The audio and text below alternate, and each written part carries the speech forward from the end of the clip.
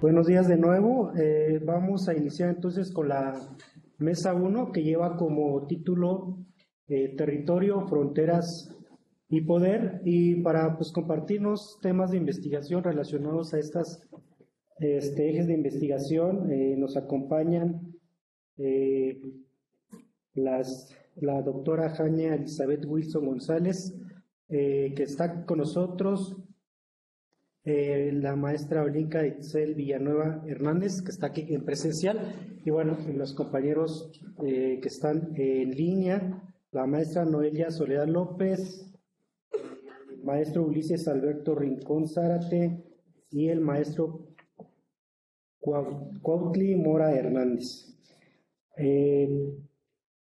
Los compañeros tienen 15 minutos para presentar sus temas y igual yo les voy a señalar 3 minutos cuando haga falta quienes están aquí presentes, y pues para los que van a estar presentando en línea, pues igual sugiero como que marquen sus tiempos, y en caso que ya llegue el tiempo, pues les voy a interrumpir con un sonido, ¿no? Con una interrupción por ahí. Con una chicharra. Entonces, sin más preámbulos, vamos a iniciar con la presentación de la doctora Jania Elizabeth Wilson González con el tema El sueño chiapaneco, cuando migrar no es suficiente, familias transfronterizas viviendo las fronteras. Bueno, ella es egresada de la maestría en esta sede del 2010-2012, doctora en Ciencias Antropológicas por la UAM, ahora está en la estancia postdoctoral acá en esta misma sede sureste.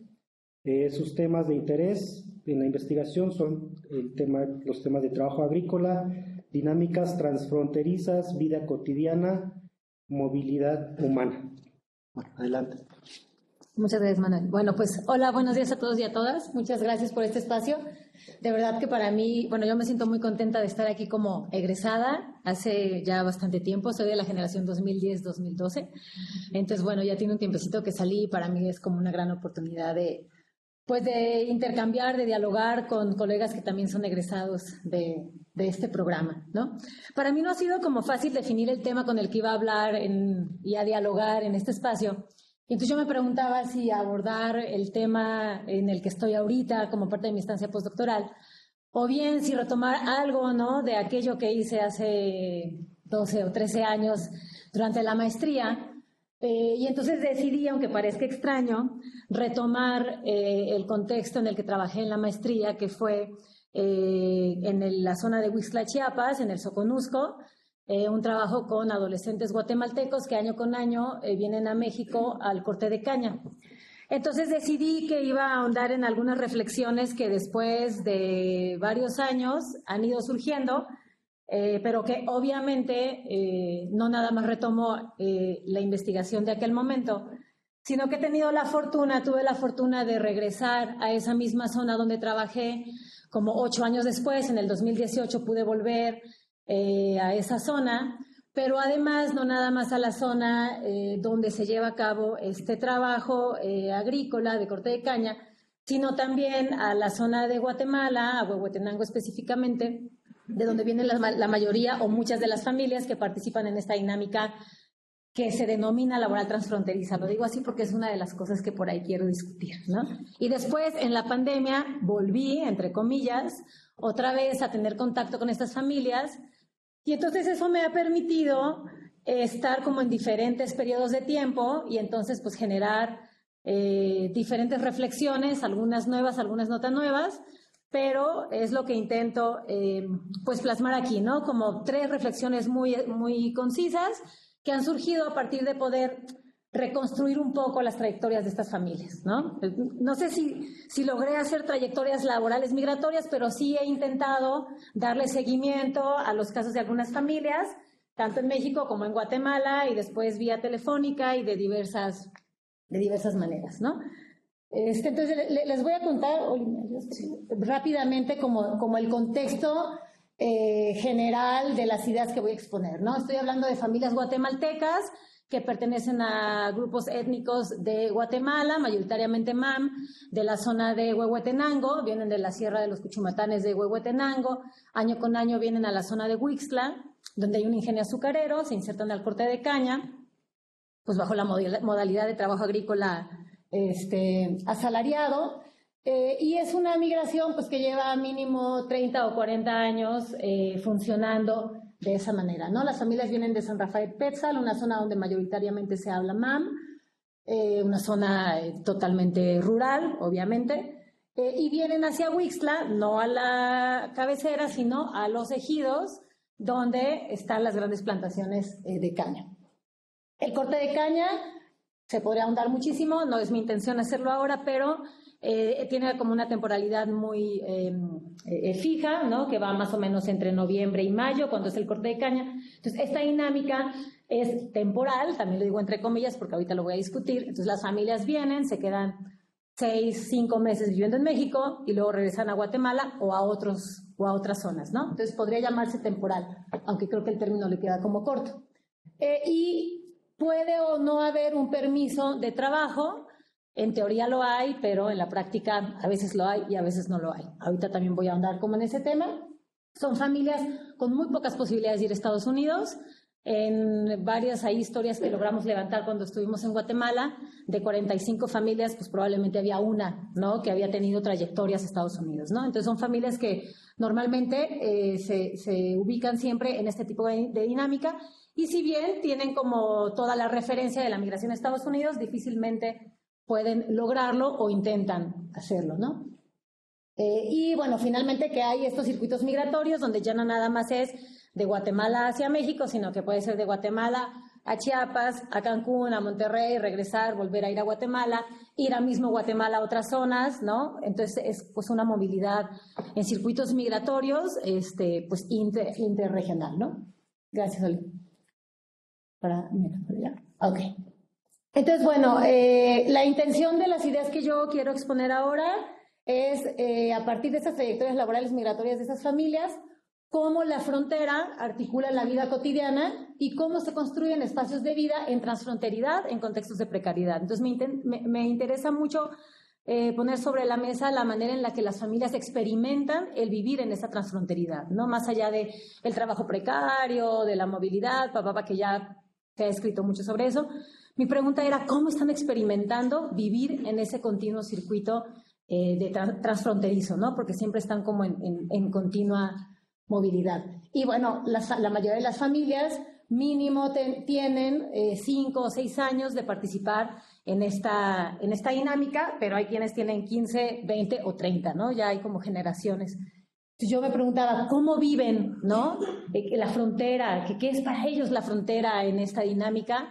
Y de qué manera la experimentan y configuran, ¿no?, la vida cotidiana esta frontera. Entonces, bueno, a partir de eso, si quieres la siguiente, a partir de eso yo le llamé el sueño chiapaneco porque entonces, pues haciendo una alusión con el sueño americano, ¿no?, yo me preguntaba, ¿no?, pues este sueño chiapaneco, ¿es un sueño chiapaneco o no lo es, no? Pues definitivamente Chiapas es una de las escasísimas posibilidades que tienen frente a la precariedad extrema que se vive en Guatemala. Y entonces pues es visto como una oportunidad, ¿no?, frente a la pobreza, frente al rezago educativo, ¿no? Pero todos sabemos pues que Chiapas como un país destino pues no es el paraíso sin duda, ¿no? Sabemos que es un estado con rezago, con pobreza extrema, uno de los estados más pobres de México, y además ahora con un contexto de violencia del que ya todo el mundo ha escuchado hablar. Yo me preguntaba, el sueño chiapaneco, ¿no?, en algún momento posibilita también a estas familias mejorar un poco, salir un poco de la precariedad. Y entonces, bueno, es uno de los temas en los que también quiero ahondar. Entonces, bueno, yo solo quiero presentar como 3 ideas y dejarlas sobre la mesa, ¿no? La primera es, la frontera como límite geográfico que restringe la movilidad pierde relevancia para las familias que viven en este proceso continuo de migración transfronteriza, pero se vuelve un articulador de su vida cotidiana, ¿no? No quiero decir que la frontera no existe y entonces desaparece, pero en la experiencia de estas familias sí se desdibuja la frontera, ¿no? Y entonces, con esto quiero decir, ¿no?, cruzar la frontera se vuelve un tema cotidiano. la cruzo hoy, regreso mañana, me estoy 2 meses, regreso después. Se va la mitad de la familia, ya que mis hijos salgan de vacaciones, se va la otra mitad, ¿no? Tampoco se identifica un miedo o un temor por cruzar la frontera, es algo con lo que han vivido toda la vida, ¿no?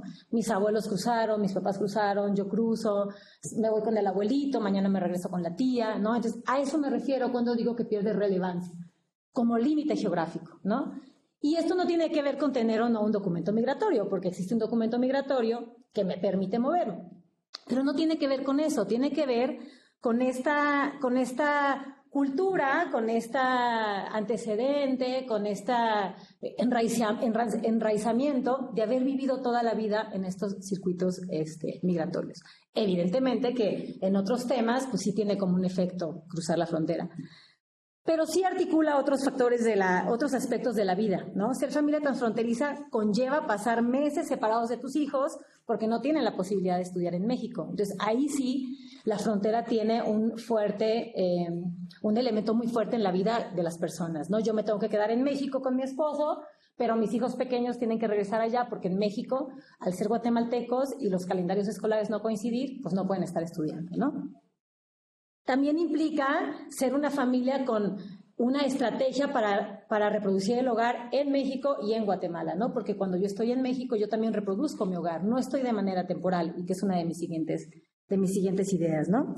Significa ser diferente a aquellos que nunca salen de su pueblo, ¿no? Es una familia que sí se mueve, es una familia que conoce otros lugares, es una familia que genera ciertas tácticas para moverse y negociar con empleadores, con migración, etcétera, etcétera, ¿no? Entonces, claro que en la parte de los imaginarios, de las relaciones que mantienen, ser familia transfronteriza, pues sí tiene ciertas implicaciones, ¿no? Entonces, la frontera cobra relevancia social, relevancia laboral y, por qué no decirlo también, pues, relevancia emocional, ¿no? Sí tiene algo que ver con la distancia con mi familia, pero también con la emoción de estar en México y desaburrirme porque ya me aburrí en Guatemala, ¿no? Entonces, es una serie de elementos que se trastocan y que se generan por ser una familia transfronteriza. La siguiente idea que quisiera plasmar es que pues la categoría de movilidad laboral temporal yo creo que no es suficiente para explicar la vida de estas familias, ¿no? La vida diaria se estructura a partir de la movilidad transfronteriza continua y permanente. No se vive de manera temporal en México y solamente cuando estoy en México voy y trabajo, pero mi vida está en Guatemala, ¿no? O sea, esa arbitrariedad entre el lugar de origen y el lugar de destino pues, nos sirve a nosotros como categoría de análisis, si es que nos sirve, pero para la vivencia y la experiencia de las propias familias, pues no funciona, ¿no? Se vive en un continuo de aquí y de allá, ¿no? Entonces, la experiencia de ser familia transfronteriza no puede ser entendida bajo la dicotomía lugar-origen y lugar de destino, ¿no? La vida se estructura en un ciclo continuo de moverse, de estar aquí, de estar allá, de no estar, de imaginarme en Guatemala, pero también imaginarme en México, ¿no? Y la vida sigue cuando las familias llegan a México. La vida no se detiene porque estoy en México de manera temporal. La vida sigue, los hijos crecen, los hijos se enferman, se alivian, se casan, tienen hijos, tienen nietos, ¿no? Entonces, la vida no está polarizada en estar en Guatemala o en estar en México. La vida se continúa, ¿no? Y la vida se sufre y se goza en ambos lugares, ¿no? Y también las relaciones, ¿no? Yo alguna vez decía, los chismes, las enemistades, las infidelidades también se vuelven transnacionales, ¿no? Porque yo me muevo con este grupo, tengo conflictos en México, luego voy a Guatemala y pues los conflictos continúan, y llego a México y yo me había peleado con aquel y ahora es mi vecino en el albergue. Entonces, esa complejidad en las relaciones cotidianas también es transfronteriza, ¿no? Entonces, por eso es que yo digo, no podemos pensar en que la estancia en México es solamente temporal, ¿no? La vida fluye y el circuito continúa siempre moviéndose. Por eso creo que la categoría de movilidad temporal, que ya diferentes autores dicen que no es suficiente para explicar estas migraciones, pues queda muy corta, ¿no? Y entonces tendríamos que repensar la manera como explicamos estas dinámicas transfronterizas. Y para finalizar, si quieres un poquito el anterior, ándale. ¿Sí es eso? Ah, no, tal vez. ¿La siguiente? Sí, es esta, ¿no? Es una obviedad lo que yo voy a decir, yo creo que para todos nos queda claro, ¿no? La movilidad laboral transfronteriza entre Guatemala y Chiapas difícilmente le permite a las familias salir de la espiral de la precariedad, ¿no?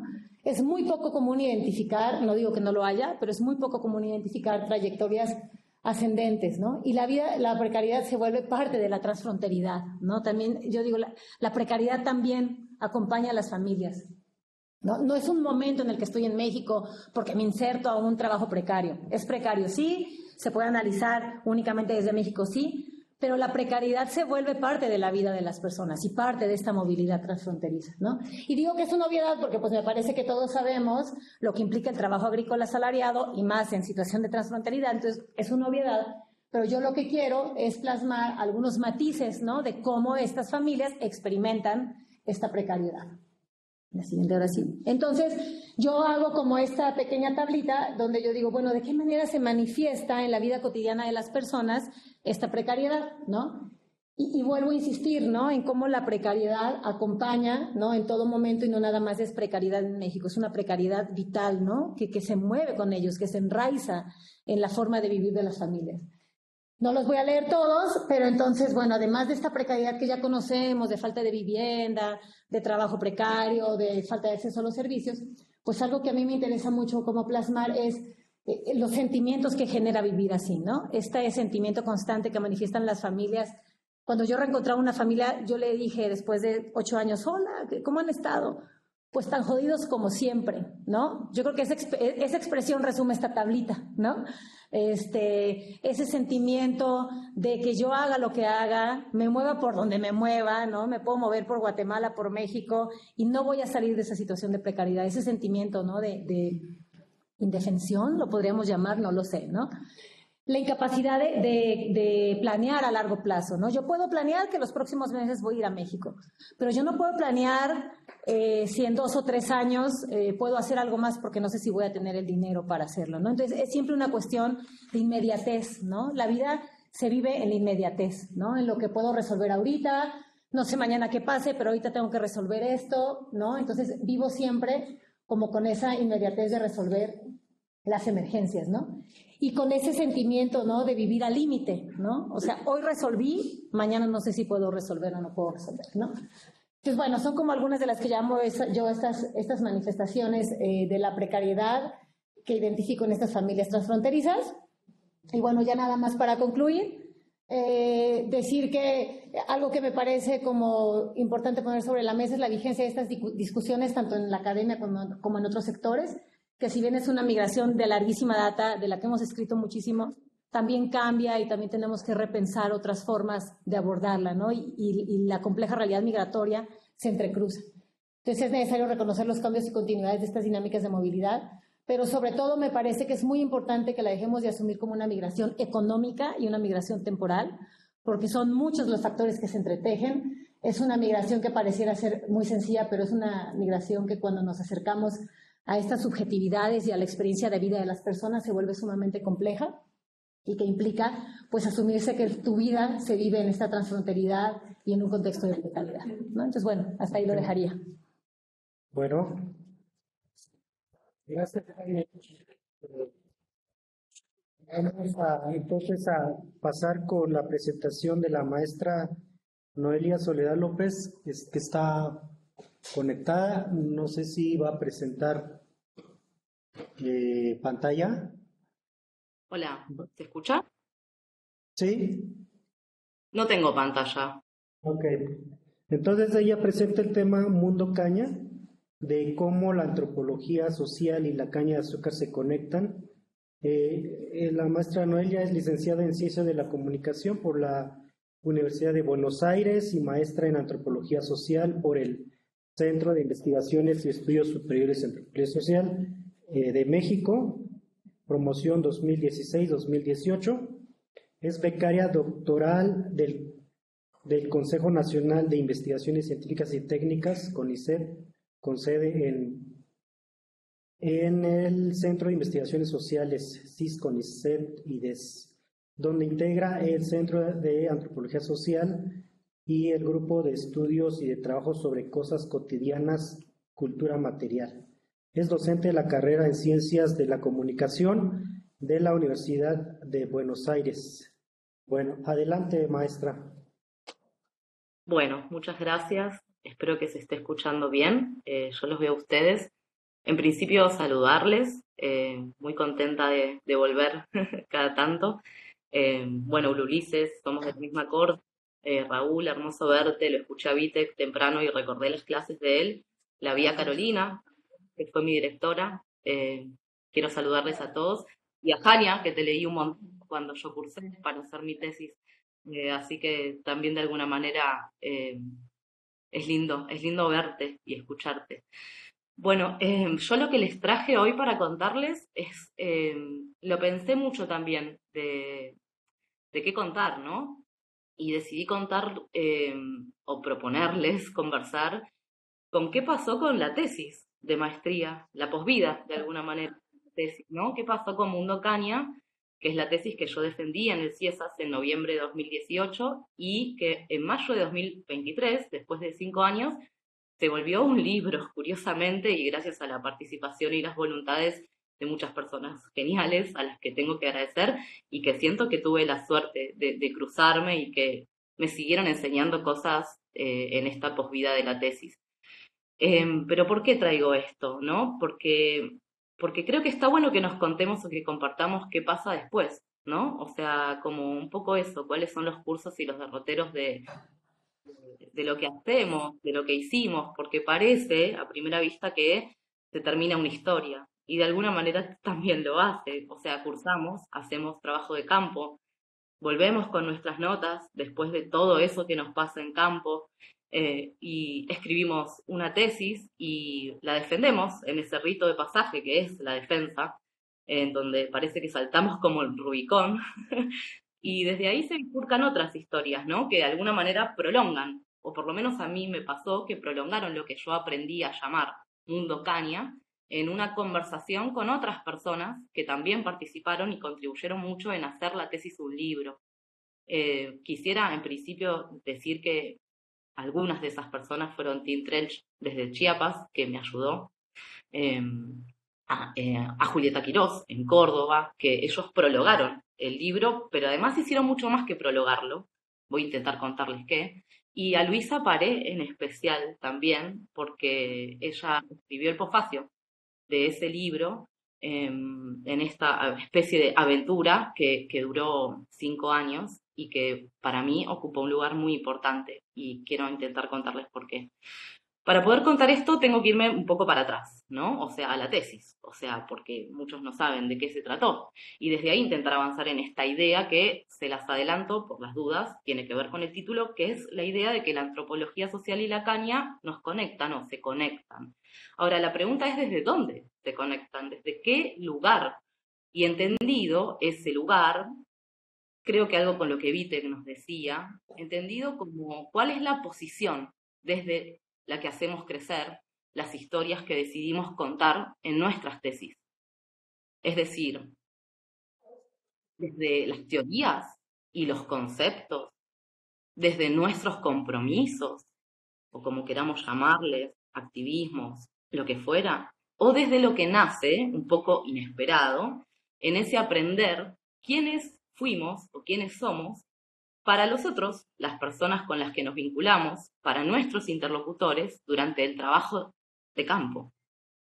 Bueno, Mundo Caña, la tesis, es la historia de cómo las personas que se dedican a producir y cortar caña de azúcar en Socoltenango y en Sinil, en dos localidades del Chiapas rural contemporáneo, me enseñaron a mí, la Argentina, como ellas y ellos me dijeron, que el trabajo y la vida con la caña, para ellas y para ellos, era algo que iba mucho más allá de lo que yo podía leer en los libros o encontrar en las nociones y las teorías que, por ejemplo, en los años 80 se debatían en definir a cortadores y productores como proletarios o campesinos, o en las tesis que ponían a la caña como un tema, haciendo prevalecer, tal vez, por lo que querían contar, los procesos productivos, el carácter extractivo y colonialista de los ingenios, las haciendas y las plantaciones.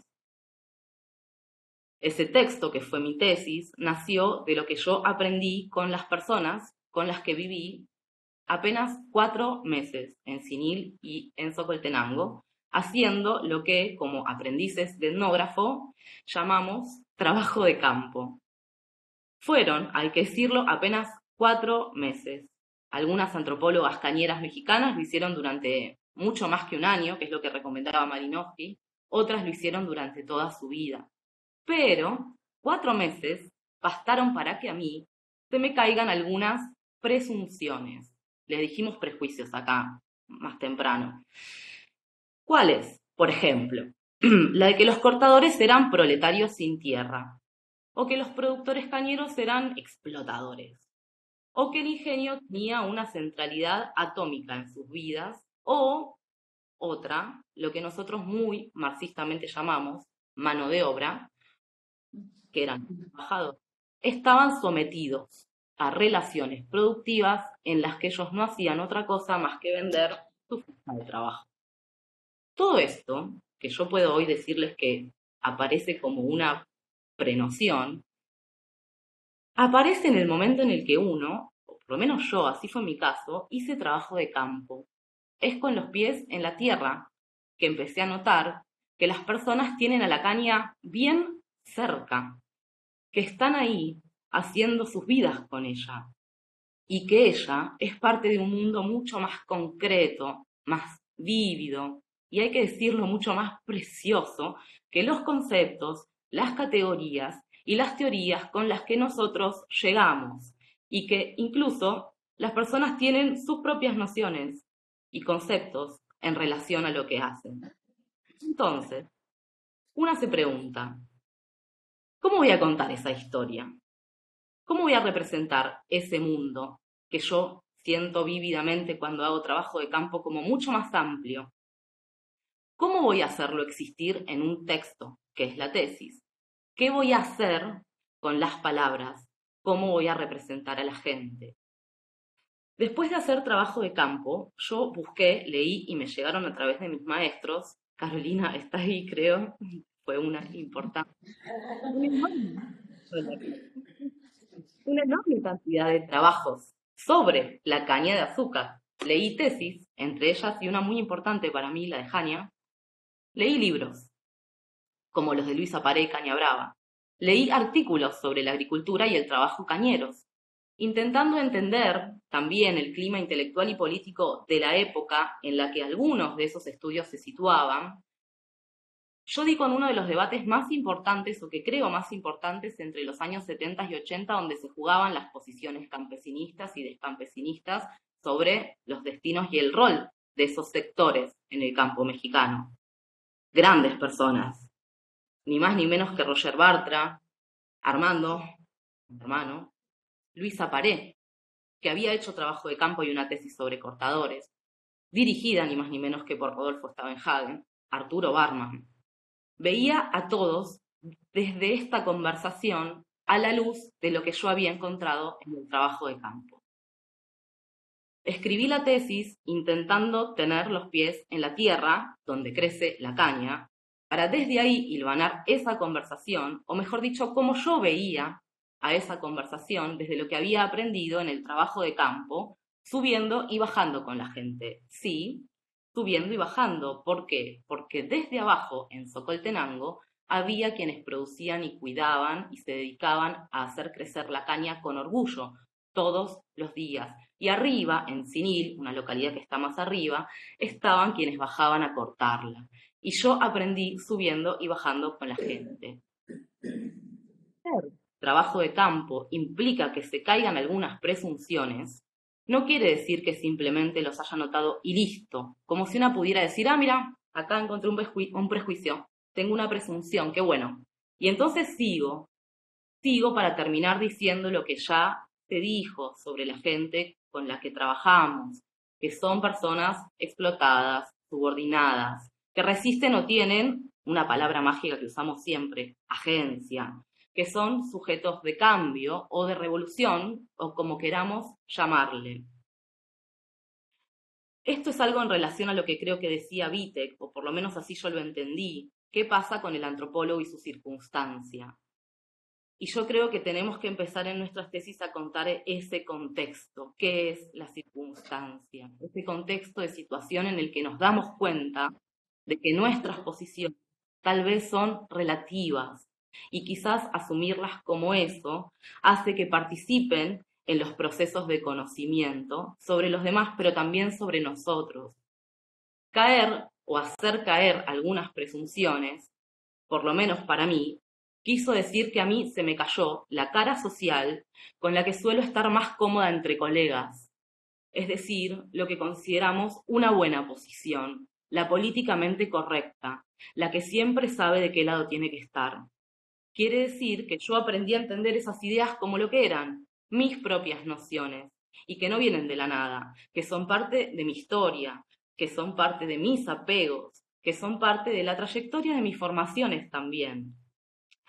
A ver, yo estudié comunicación social en una universidad pública porteña, la Universidad de Buenos Aires, donde se cantaba Universidad de los Trabajadores con el puño levantado. O sea, imagínense la fuerza intelectual y emotiva de esta idea. Cómo yo me encontré con la antropología es otra historia que también tiene que ver con la caña, pero que no tengo tiempo de contarles ahora. Pero sí lo que quería destacar era esta cuestión, que es lo que va conmigo a campo. El punto es que si yo quería entender qué era trabajar y vivir de la caña para las personas, desde su punto de vista, en Zenit y Socoltenango, desde su punto de vista como esa perspectiva que Malinowski también propuso en Los Argonautas, yo tenía que aprender a relativizar algo que me atravesaba en serio, ese compromiso político con los trabajadores, con una idea, con la clase en sí, de la que me considero portadora, porque como buenos seres comprometidos que nos gusta creer que somos, no solemos cuestionar esos involucramientos, no solemos someterlos a relativización.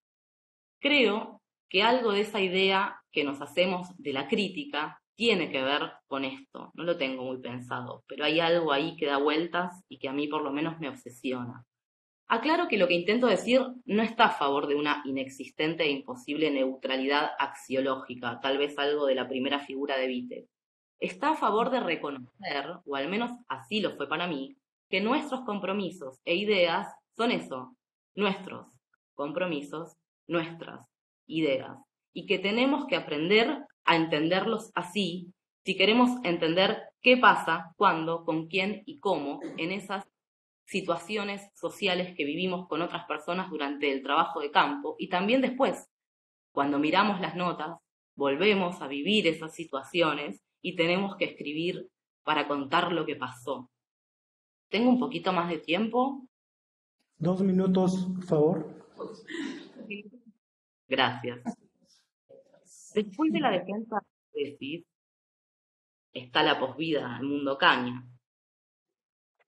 Pasaron muchas cosas, pero para mí la más importante fue mandarle el texto a Elvisa Paré, a quien yo había ubicado en el medio de esa contextualización que hacía e interrogaba también, justamente, como una especie de posición casi a favor de un proceso de proletarización de los sectores cortadores de la caña de azúcar. El asunto es que conversando con ella, no fue solo mandarle el texto y que me lo devuelva. Estábamos en pandemia, era otro contexto, era otro tiempo, y podíamos pensar más detenidamente y yo conocerla a ella más directamente, no solo leerla en Caña Brava, que es un libro emblemático. Y ahí yo empecé a entenderla mejor. Y entenderla mejor quería decir que ella no solamente no estaba posicionada en los términos en los que yo la había leído, que por suerte pudo escribir el posfacio y también decirlo, sino también que la caña formaba parte de su propia experiencia vital, no solo como antropóloga, como persona. Lo que pasa es que yo no había podido leer eso, porque era una época en la que así no se escribía. Los textos que se producían en esa época tenían otro tenor, estaban atravesados por otro tipo de prosas, porque había que hacer otra cosa, y otra cosa se llamaba la antropología en ese momento. A partir de la conversación con Luisa, yo aprendí a entender qué significaba para ella, como por ejemplo cuando me contaba que se tenía que levantar a las 4 de la mañana para ir a cortar con los cortadores y su hijo le preguntaba por qué se iba. Son ese tipo de situaciones también vívidas y vitales para nosotras, cuando hacemos trabajo de campo, las que a mí me hicieron entender todo lo que puede significar para ella haber dedicado 8 años de su vida y de su formación al trabajo con la caña de azúcar. Para terminar, la caña de azúcar, y quienes viven y trabajan con ella, es la materia prima del trabajo de campo que destiló aportes enormes en quienes hoy podemos considerar nuestros maestros y antecesores. Luisa Pared, por ejemplo, pero también Eric Wolf, Sidney Mintz en Puerto Rico, Ligia Sigau en Brasil, Eve Besuri y Santiago Bilbao en Argentina. Ellas y ellos estaban ahí y están ahí para mostrarnos la diversidad de las experiencias cañeras y latinoamericanas que se pueden contar a través de la caña de azúcar.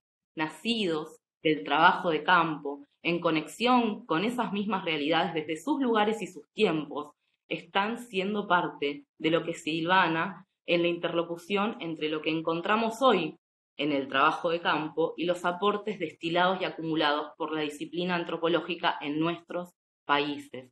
Nacidos del trabajo de campo, esos destilados evocan la habilidad sabedora de las maestras y los maestros azucareros.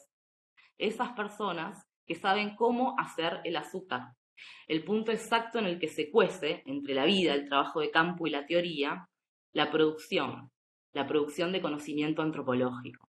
En el proceso de producción de la caña de azúcar, quienes no lo saben, les cuento, los maestros azucareros son quienes saben el punto justo, cuánto, de qué y cómo para lograr la cocción en los tachos donde sucede algo mágico, la cristalización, donde la caña se convierte en azúcar. Ese saber, esa artesanal habilidad, que no se pierde ni siquiera en la producción contemporánea, es la que está en nuestros antecesores. Eso es como la caña. Y no porque hay conceptos ahí que podemos aplicar, porque son parte de nuestra historia, son parte de nuestras antropologías. Bueno, terminé.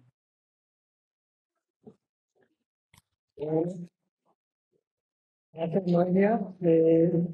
Vamos a pasar ahora con la presentación de la maestra Olinka Itzel Villanueva. Trae el tema de mujeres centroamericanas en los bares de ficha y prostitución del corredor migratorio central chiapaneco, de atrapamientos y resistencias ante la violencia y la persecución migratoria.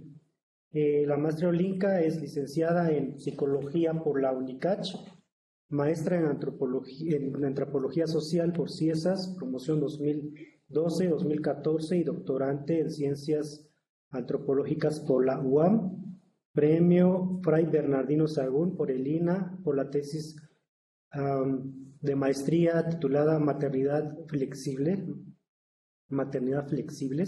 el caso de las mujeres hondureñas en frontera Comalapa. Sus líneas de investigación se desarrollan en el ámbito de maternidad transnacional, salud materna, migración y movilidad transfronteriza en Chiapas y Centroamérica. Maestra, adelante. Muchas gracias.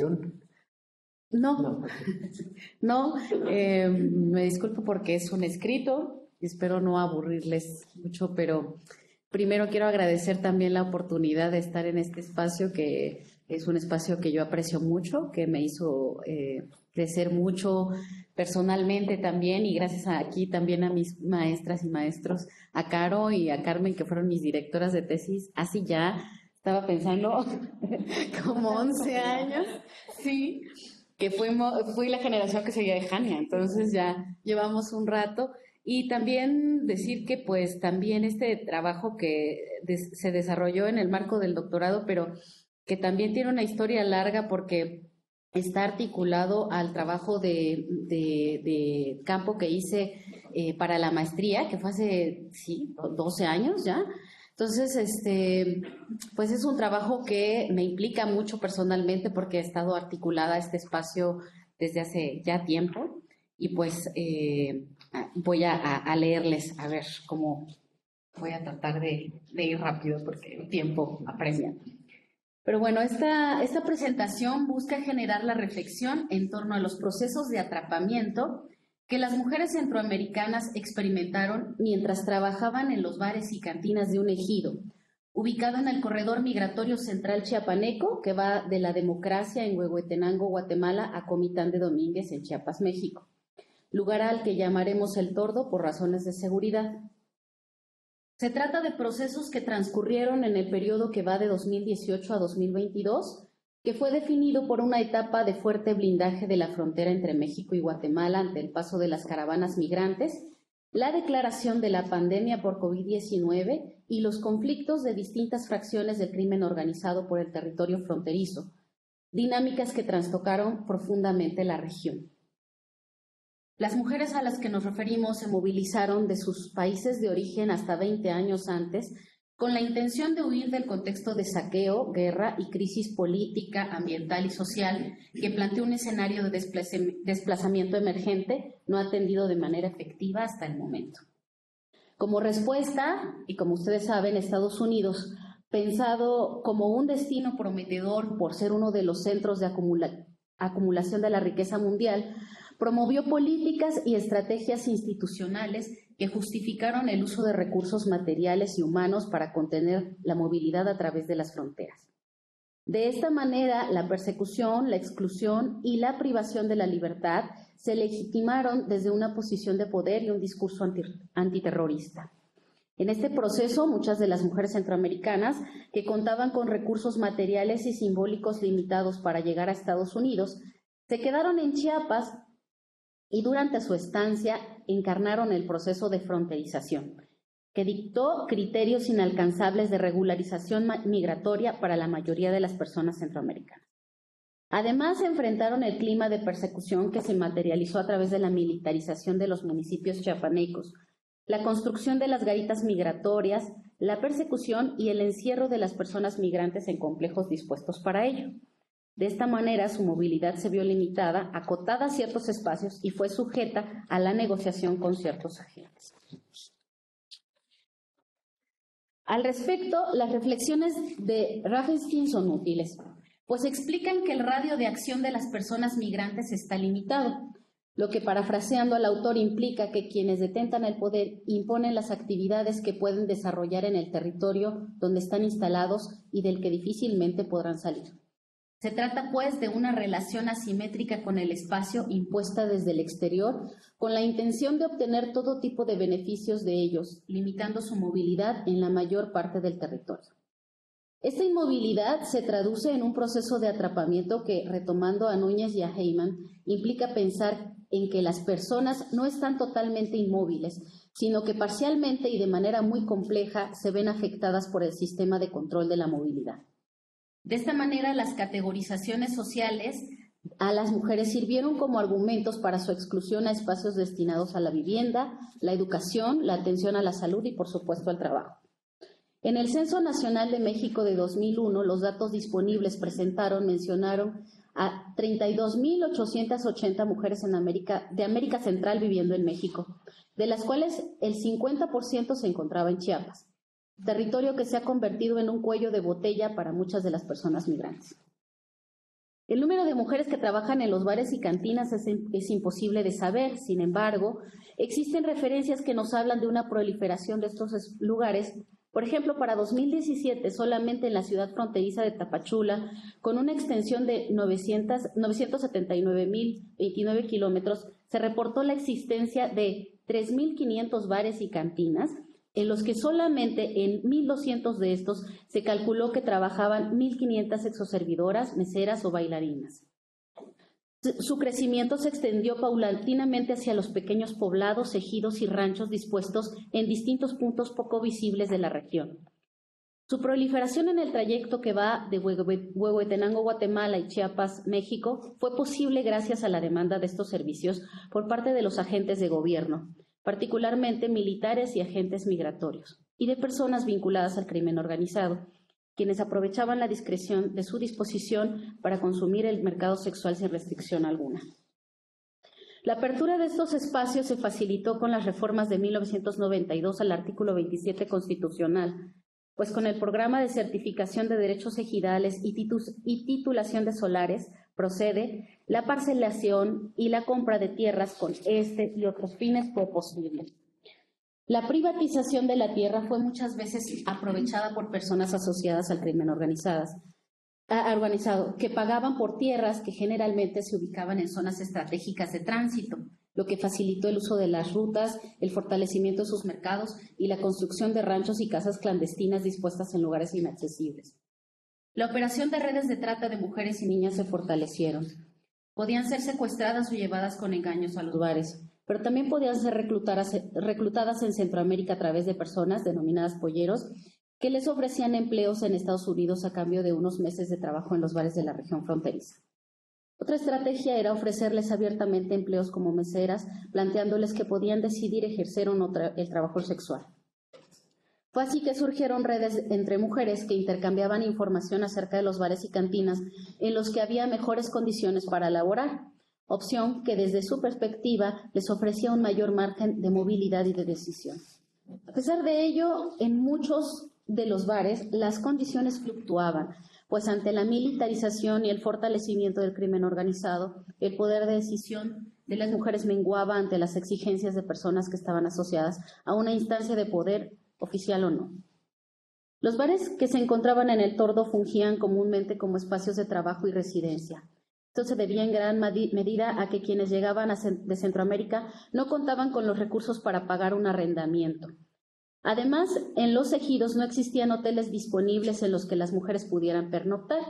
Esta situación podía prolongarse por años, pues las mujeres centroamericanas o locales no tenían acceso a la propiedad de la tierra ejidal sin la venia de la asamblea. De esta manera permanecían en habitaciones hechas de lámina, tabla, concreto u otros materiales, con muebles sencillos que se utilizaban de igual manera para las tareas domésticas cotidianas que para el trabajo sexual. Las entradas y las salidas del bar eran estrictamente controladas y sancionadas, lo que constreñía la movilidad cotidiana de las mujeres a pequeñas extensiones de terreno que estos espacios ofrecían. De esta manera, el trabajo, que podía consistir en actividades de cocina, ficha, de limpieza y o trabajo sexual, transcurrió en un clima de aislamiento, marginalidad, clandestinidad, incertidumbre y desregulación, lo que planteó condiciones de profunda vulnerabilidad para las mujeres. Desplazarse hacia las cabeceras municipales cercanas implicaba viajar a través de la carretera panamericana, ruta federal que era evitada al máximo, a menos que se contara con la venia de los administradores de los bares que tenían acuerdos internos con las autoridades, y su limitada participación en espacios públicos respondía a un contexto de repudio generalizado. Aunque en algunas ocasiones podían establecer relaciones estratégicas con algún servidor público o persona de la localidad, lo que podía facilitar el acceso a servicios de salud, registro de nacimiento y educación de hijos, hijas e hijes nacidos en el país de origen o México. Relaciones que podían trascender hacia una alianza formal, informal o incluso familiar. Otras alianzas importantes eran las que se daban entre ellas, planteándose redes de apoyo funcionales para aspectos cotidianos como el cuidado de los hijos, hijas, hijes y o la preparación de alimentos. Estas redes, sin embargo, se debilitaron o incluso se fracturaron ante las condiciones extremas que se presentaron ante la emergencia sanitaria declarada por la pandemia por COVID-19. En los últimos años, el proceso de atrapamiento que experimentaban las mujeres presentó nuevas aristas, pues en dicha coyuntura muchos países, incluidos los centroamericanos, excepto Nicaragua, decidieron cerrar sus fronteras incluso para las personas migrantes deportadas. Esta situación impidió su retorno a sus países de origen y planteó una inmovilidad en condiciones ampliamente complejas. El gobierno mexicano mantuvo una política de fronteras abiertas al considerar que el cierre no sería útil para el control de la pandemia y que, en cambio, afectaría el abastecimiento de insumos y el tránsito de personas. Sin embargo, la apertura no operó para las personas migrantes sin documentos migratorios y tampoco evitó la crisis de suministro a nivel regional. Las mujeres que trabajaban en los bares del Tordo enfrentaron un contexto de parálisis económica ante las medidas de confinamiento que se implementaron en el país para evitar los contagios. Los bares se cerraron por algunas semanas, lo que significó la pérdida de ingresos y el encierro de las mujeres en estos espacios, sin posibilidades de ir a sus países de origen o hacia otros destinos.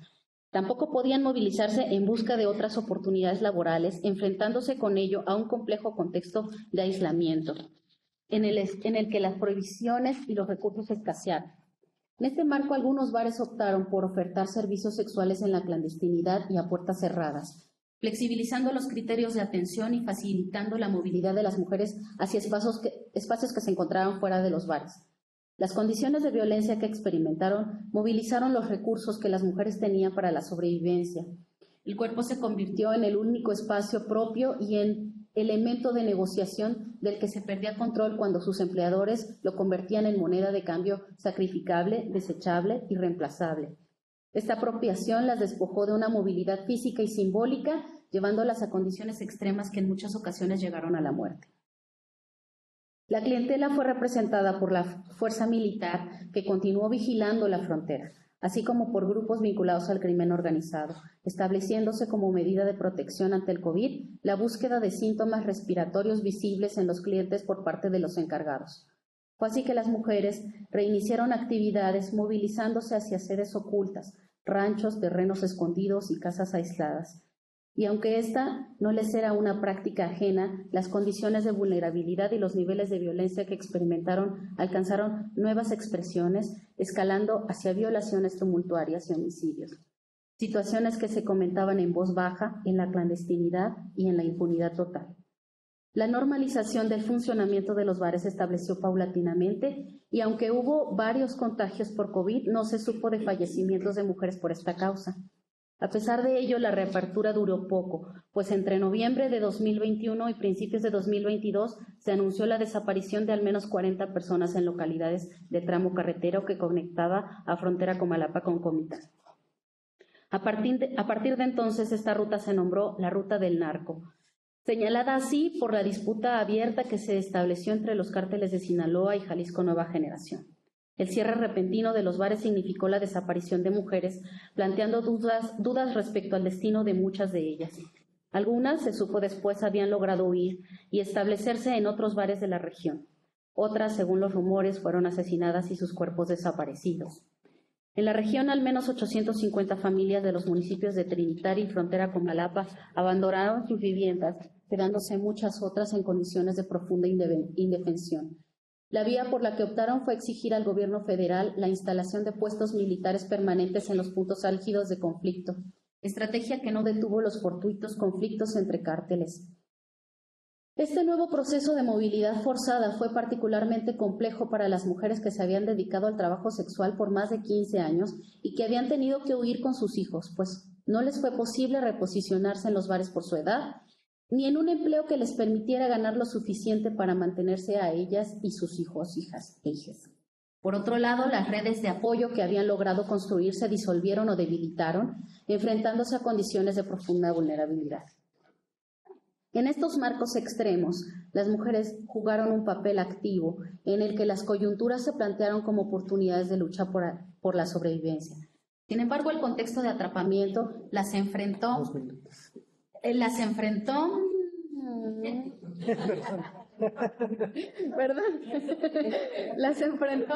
a una residencia definida por discursos oficiales que oscilaron entre la victimización y la criminalización.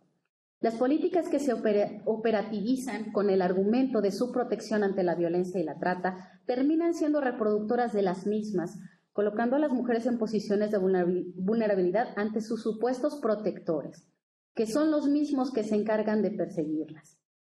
Los discursos y las prácticas contradictorias de Estado plantean un escenario de simulación que reproduce formas diversas de violencia que se encubren en la clandestinidad y en la marginalidad.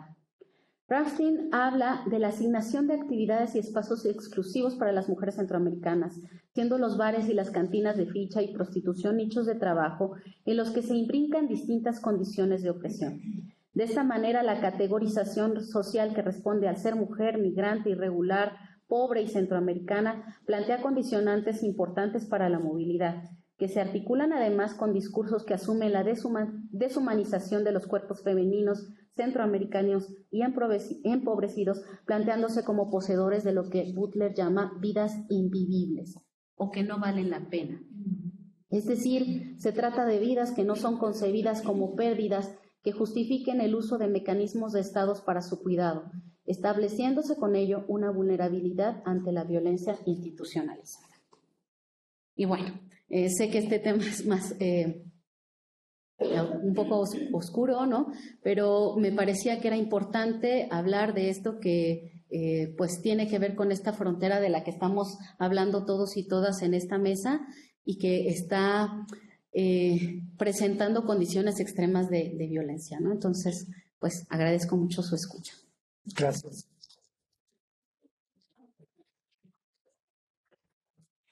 Bueno, yo no soy antropólogo, pero me llama mucho la atención sobre cómo en esas condiciones. Sí. Bueno, entonces vamos a continuar con la siguiente presentación, que es del maestro Ulises Alberto Rincón Zárate, Repertorios tácticos de acción de las caravanas migrantes en los espacios públicos en Tapachula, 2018 a 2023. El maestro Ulises estudió la licenciatura en Historia en la Universidad de Ciencias y Artes de Chiapas, de la UNICACH, la licenciatura en Filosofía en la Universidad Autónoma de Chiapas, licenciatura en Psicología por la Universidad del Valle de México y la licenciatura en Derecho. Realizó maestría en Antropología maestría en Antropología en las sedes sureste y noreste, en la generación 2016-2018, y actualmente es doctorante en el doctorado en Ciencias Sociales con mención en Sociología en la Facultad Latinoamericana de Ciencias Sociales, Flaxo, México. Ha realizado publicaciones sobre temas relacionados con la migración. Entonces, maestro Ulises, adelante. Buenas tardes, ¿me escuchó? Sí, se escucha. Bueno. Para ser más breve, entonces, también es un manuscrito, no tengo presentación, entonces intentaré ser conciso. Y bueno, antes que nada, saludos a todos las y los presentes. Y bueno, iniciaré. El presente manuscrito hace un análisis de rastreo de procesos de los diferentes repertorios de tácticas de acción no violenta empleados por los miembros de las caravanas migrantes entre los años 2018 a 2023 en Tapachula, Chiapas, mediante un uso de combinación de técnicas de etnografía, entre ellas incidir yo en foros como observador externo, chats de Telegram y las medianas posibilidades que habían de chats de WhatsApp, ¿no? Y un poco de prensa digital, ¿no? En ese aspecto, se hace un seguimiento de las micromovilizaciones sociales generadas por los transmigrantes en los espacios públicos, especialmente en un lugar, el Parque Miguel Hidalgo, o al cual voy a hacer un énfasis que ese parque, desde un análisis simbólico, está relacionado con el Parque Bicentenario de Tapachula y las calles aledañas del Instituto Nacional de Migración y la Comisión Mexicana de Ayuda a Refugiados, COMAR, en Tapachula. La configuración del espacio migrante en Tapachula está asociada a la colonia Centro, donde está el Parque Miguel Hidalgo. Este parque se ubica en el centro de la ciudad, entre la 8ª Avenida Norte y la Avenida Sexta Norte. Para la población oriunda de Tapachula, el Parque Miguel Hidalgo fue un referente de la identidad a lo largo de la segunda mitad del siglo XX.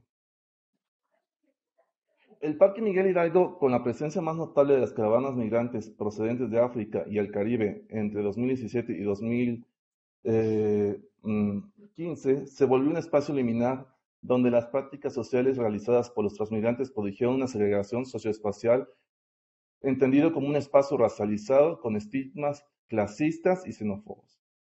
Así se constituyó una frontera socioespacial de quienes visitan el parque para volverse un espacio socialmente marginado, donde existen prácticas espaciales que normalizan la violencia hacia los migrantes irregulares en tránsito en el Soconusco para ser un punto de encuentro para la contratación informal de migrantes indocumentados, punto de narcomenudeo, de canguritos, redes de trata y tráficos de personas.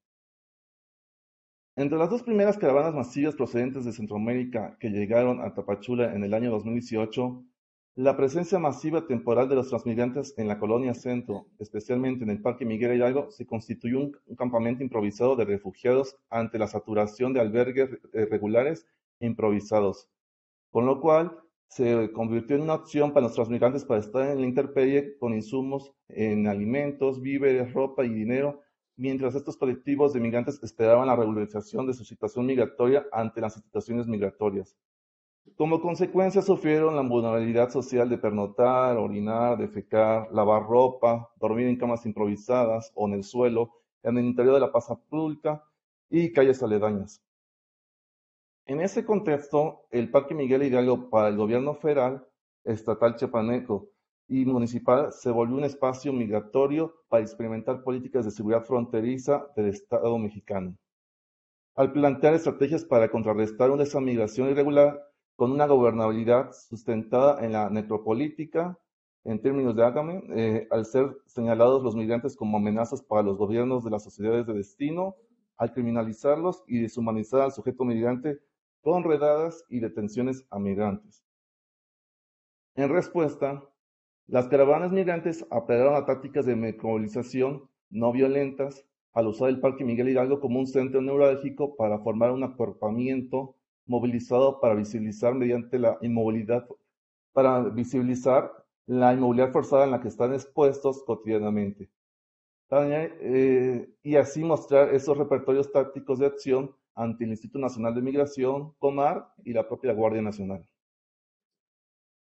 La acción no violenta es una técnica de acción sociopolítica para exponer agravios en movilizaciones sociales, donde se usa el poder social, económico y político de la resolución de un conflicto sin el uso de la violencia física, que pretende persuadir verbalmente o psicológicamente para generar un cambio de actitud o coaccionar a los oponentes de la movilización al confrontar el poder del adversario, donde los movimientos sociales resuelven el conflicto en un proceso fluido, dinámico y relacional. Los tipos de incentivos determinan la resolución de un conflicto de acuerdo con Kreisberg, los cuales son 3 tipos: coerción, recompensa y persuasión. Los incentivos coercitivos son todas las acciones sociales que pretenden amenazar o dañar al adversario para disuadir o intimidar a los oponentes para cumplir las demandas del coaccionador, ya sean de manera violenta o no violenta, donde el cese de la acción colectiva está supeditada a la satisfacción intrínseca de las demandas de los activistas, donde la coacción no violenta está caracterizada por sanciones económicas y boicots. Las recompensas como incentivos pretenden alterar el comportamiento del adversario, al generar una oferta de beneficios para generar las relaciones con el otro, generando sanciones positivas al plantearse una negociación colectiva para hacer una transformación positiva del conflicto y llegar a la resolución. Los incentivos persuasivos generan esfuerzos para influir con cambios sociopsicológicos en el oponente, por establecer una normatividad, una información objetiva o apelaciones que generan un sentimiento o percepciones del conflicto para dar una mayor prioridad a los intereses comunes. Y no se basa en las creencias de la incompatibilidad entre adversarios, especialmente entre los temas de disputa de valores que se insta a la otra parte a conceder ciertos intereses buscados. Con lo cual se busca convencer al otro que el acuerdo es ventajoso para sus finalidades, especialmente en la mezcla de sanciones positivas y negativas para persuadir. Desde esta perspectiva, entonces, se busca dividir las acciones no violentas en 3 tipos según Sharp: actos de omisión o no cooperación, actos de comisión o desobediencia, o actos simbólicos de persuasión o retiro de consentimiento.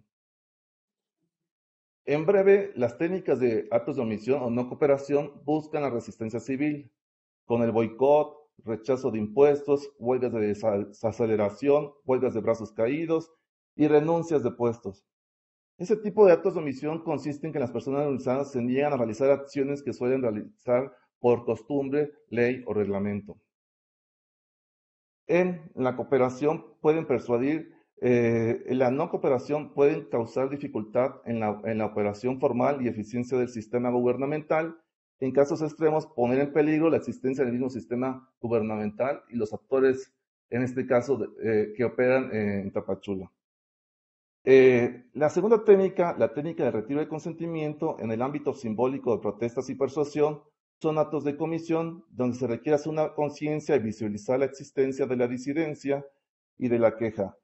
Son los discursos públicos, peticiones, banderas, carteles, publicaciones en periódicos y folletos, donde hasta el punto de generar simulacros de funerales, desfiles, marchas, vigilias y piquetes para renombrar los espacios públicos como monumentos o fechas conmemorativas. También se incorporan estas técnicas, donde se les llama estas tácticas no confrontacionales internas, con el objetivo de hacer un mecanismo de comunicación interno dentro del movimiento que incida en los medios de comunicación, para que haya una legitimidad, como son los boicots, performance, y contraperformance dramatúrgicos.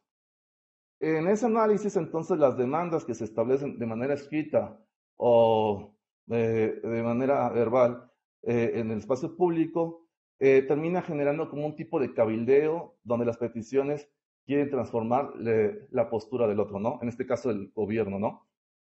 Y bueno, en terceras técnicas de actos de intervención, llamadas también de desobediencia civil, es una combinación de actos de omisión y comisión, donde las personas realizan acciones que normalmente no hacen.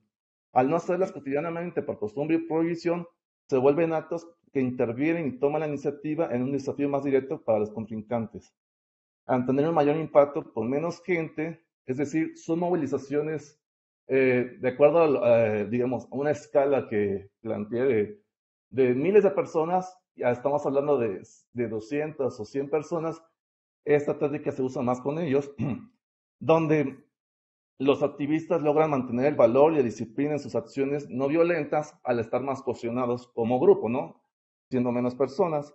Y en este caso, algunas de estas estrategias son la invasión no violenta de instalaciones, las huelgas de hambre, las sentadas, sabotajes no violentos, random dance, rejas de arado, automutilaciones o la facilidad de sobrecarga de las instituciones llegando cierto día solicitantes de asilo, por ejemplo, de un común de cientos, lleguen unos 5,000 días en concreto, ¿no? Y en ese mismo, las autolesiones. Llamando a estos repertorios tácticos como tácticas de confrontación de forasteros o disruptivas, donde se enfatiza la cantidad de participantes para sostener esta legitimidad, como ya había mencionado, ¿no?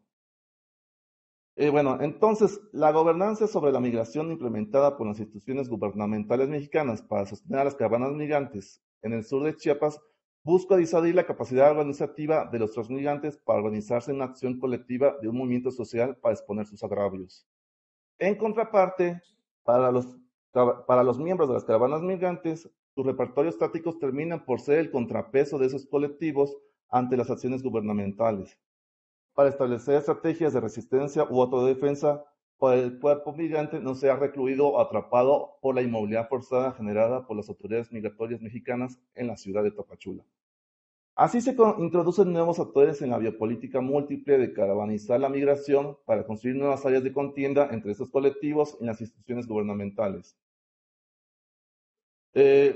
Siguiendo un poco las ideas de Crisberg y Danton, la estructura del ciclo de conflicto que se analiza en las caravanas migrantes desde el 2018 surgiría en este caso 3 comportamientos conflictivos. El primero, la escalada de bajo nivel del conflicto basada en la persuasión que consistiría en desvincular los problemas de los migrantes a la ciudad mediante la acción no violenta y la represividad que genera mediante la búsqueda de exponer sus desigualdades y fomentar identidades compartidas, lo cual es el reto en sí que yo podría enfatizar, que voy a mencionar más adelante, que esta búsqueda de choques morales tienen que construir una idea compartida ante la movilización. De lo contrario, es como que plantear que las caravanas son múltiples, pero sin una propuesta definida de lo que buscan como agravios, ¿no?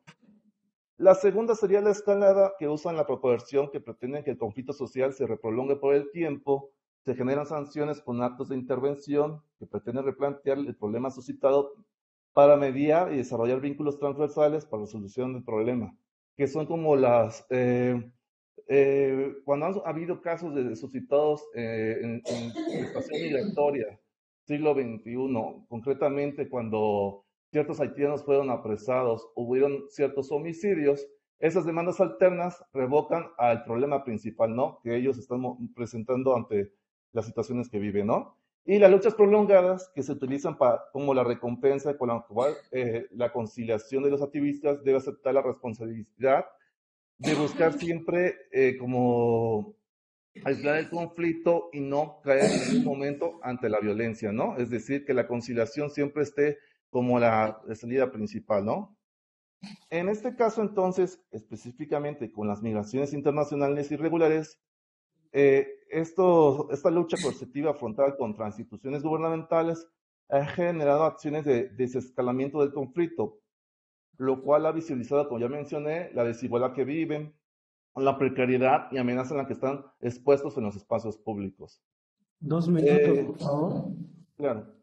En ese aspecto, entonces, para exponer esto en breve, se han generado choques morales por las caravanas migrantes, donde de una u otra manera lo que han buscado es generar estrategias ingeniosas de repertorios tácticos para que dentro de ese entorno cultural que es Tapachula, cada estrategia se va a traducir en un acto creativo y efectivo que tenga una resolución en el conflicto, ¿no? En términos de Jasper. A grandes rasgos, para eh, llegar a una conclusión, mencionaríamos que las caravanas migrantes en los parques públicos de Tapachula usan insumos para emplear técnicas de comisión, omisión e intervención, siendo un lugar de convocatoria, pero también de intervención de la esfera civil. Sin redundar mucho, ¿no? Podemos decir que es como el punto de convocatoria de ONGs que inciden en movilizarlos. Ya no mencionaremos acá quién moviliza a quién, si es la ONG al movimiento social o el movimiento social utiliza estas ONGs para como parte de sus finalidades, ¿no?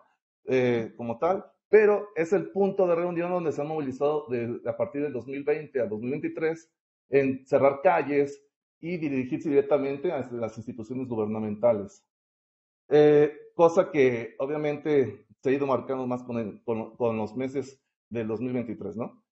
Entonces, ya para ir cerrando, las acciones no violentas de acción colectiva van a variar sus tácticas en los espacios públicos en Tapachula, donde esa variación, a mi manera de ver, es una lucha biopolítica múltiple entre las prácticas generadas por los de abajo, los miembros de las caravanas, las ONGs y otros actores que están dentro del parque y los espacios públicos, y las producidas por las instituciones gubernamentales mexicanas que quieren gestionar y aplicar sus políticas migratorias bajo sus propios criterios. En ese aspecto, entonces, se genera una gobernanza de migración que trasgrede y cuestiona las políticas públicas del gobierno federal y muestra la incapacidad que tiene el gobierno estatal también en Chiapas para solventarlas, ¿no? Y ya para finalizar, entonces, el Parque Miguel Hidalgo, de ser un espacio de reproducción de desigualdades, también que sufren los migrantes, se vuelve, en este caso, un espacio de innovación táctica para generar choques morales, de acciones colectivas no violentas, para contrarrestar estas políticas de seguridad fronteriza, ¿no? Para no redundar con la palabra agencia, ¿no? ¿Qué se genera en ese espacio o cómo lo apropian como tal en ese espacio público? Podríamos decir que simbólicamente los transmigrantes, al unirse en sus demandas y exponer sus agravios, vinculan la ciudad con ciertos espacios que están en pugna con los tapachultecos, ¿no? Entre lo que es propio y ajeno, pero también en lo que permitiría como lo que les es accesible como migrantes irregulares y lo que no es en el imaginario del sureste, ¿no? En este caso. Entonces, esos choques morales reflejan la crisis migratoria que hay en Tapachula, donde cada choque moral o cada caravana se moviliza de acuerdo a quienes conforman esas micromovilizaciones. ¿Qué quiero decir? Los haitianos tendrán su forma, tal vez cuando son mayoría, ¿no? Cuando no lo son y están más africanos de África Central, tendrán sus otros mecanismos de generar bloques simbólicos y exponer sus agravios, o los hondureños o salvadoreños tendrán otra forma. Y cuando se mezclan, ya hablando de cantidades de 5,000 personas, este choque moral hace más negociaciones y entonces ahí el reto es cómo unificar esa identidad compartida, ¿no? Ante las instituciones gubernamentales y que no se pierda en que hubo una movilización de 15 días o la de un día, ¿no? Y una noticia que solo incide en el periódico como una referencia a las desigualdades que se viven en Tapachula. Lo dejaría ahí en este caso, ¿no? Muchas gracias.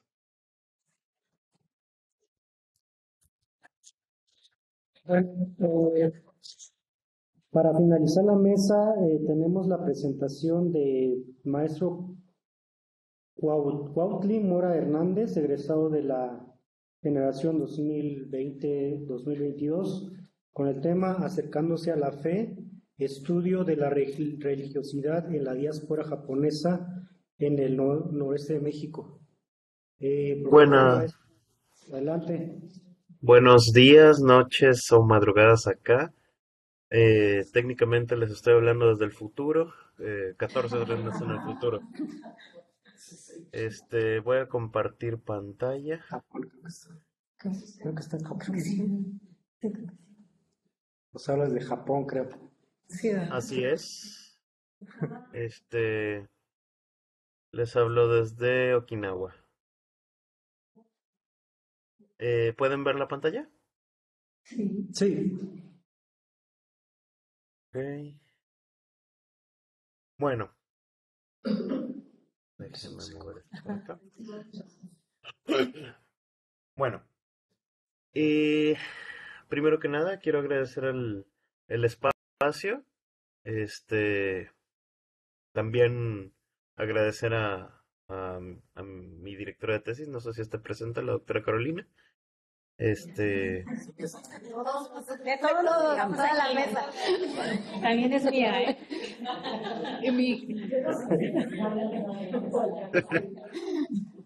Bueno, primero que nada, quisiera darles un pequeño contexto de cómo fue la... aquí está, antecedentes de la investigación. Durante el transcurso de la maestría y gracias a la orientación de los docentes, mi investigación se fue afinando. Aquí lo que menciono es más que nada las ideas que yo tenía de cómo iba yo a realizar una investigación dentro de la comunidad de descendientes japoneses. Mi idea al principio, y como lo menciono aquí, era hacer estudio directamente en la primera comunidad que se formó en 1897 y posterior en el estado de Chiapas, en el Soconusco. Sin embargo, pues era 2020, la pandemia aún estaba en apogeo, entonces era imposible.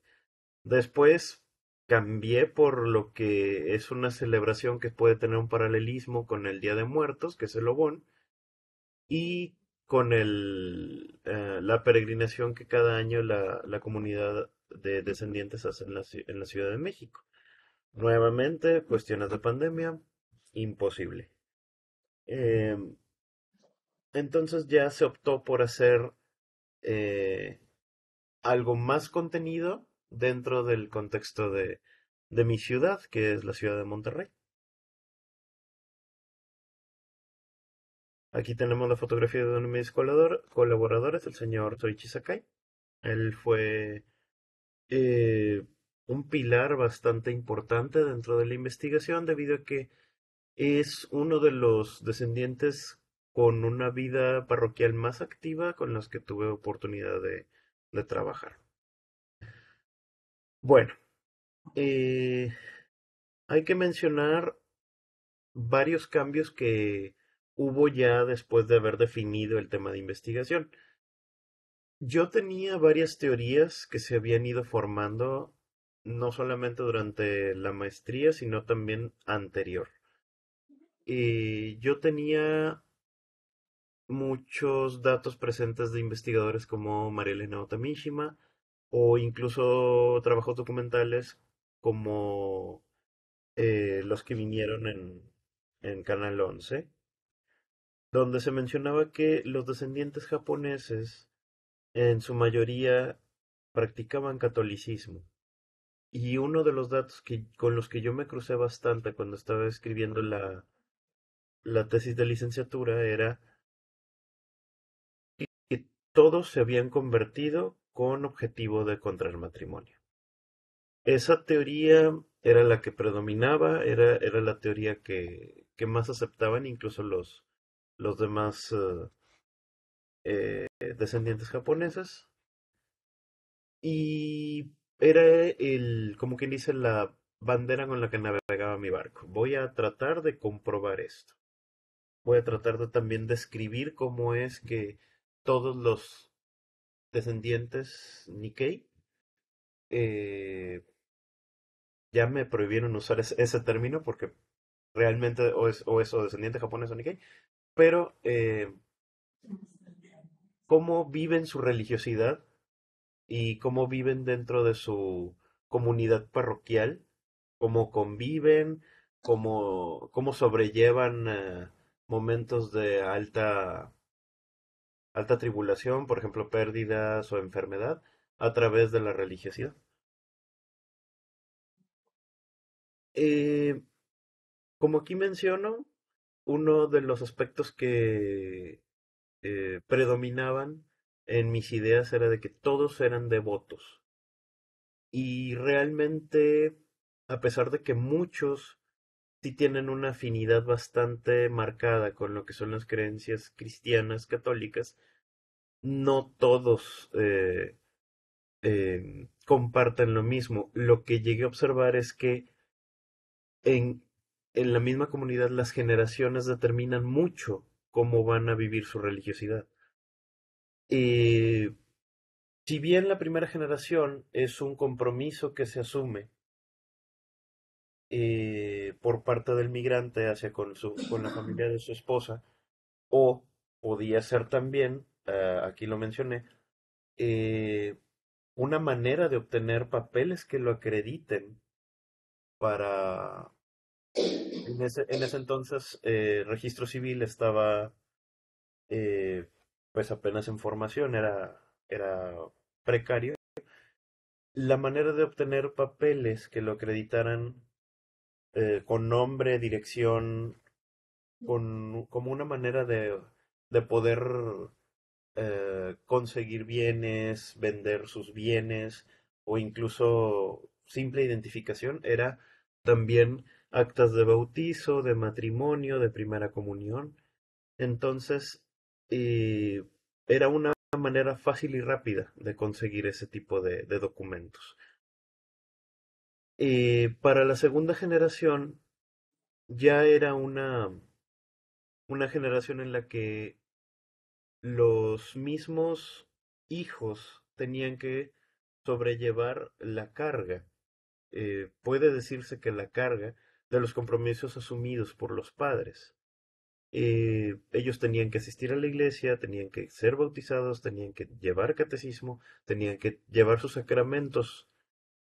Aunque algunos de ellos, como en la tesis llegó a mencionar, de que algunos integrantes de la segunda generación llegaron a tener una verdadera devoción e incluso actualmente siguen practicando de manera devota, la gran mayoría que pude yo contactar me mencionaron de que realmente no practican y que son más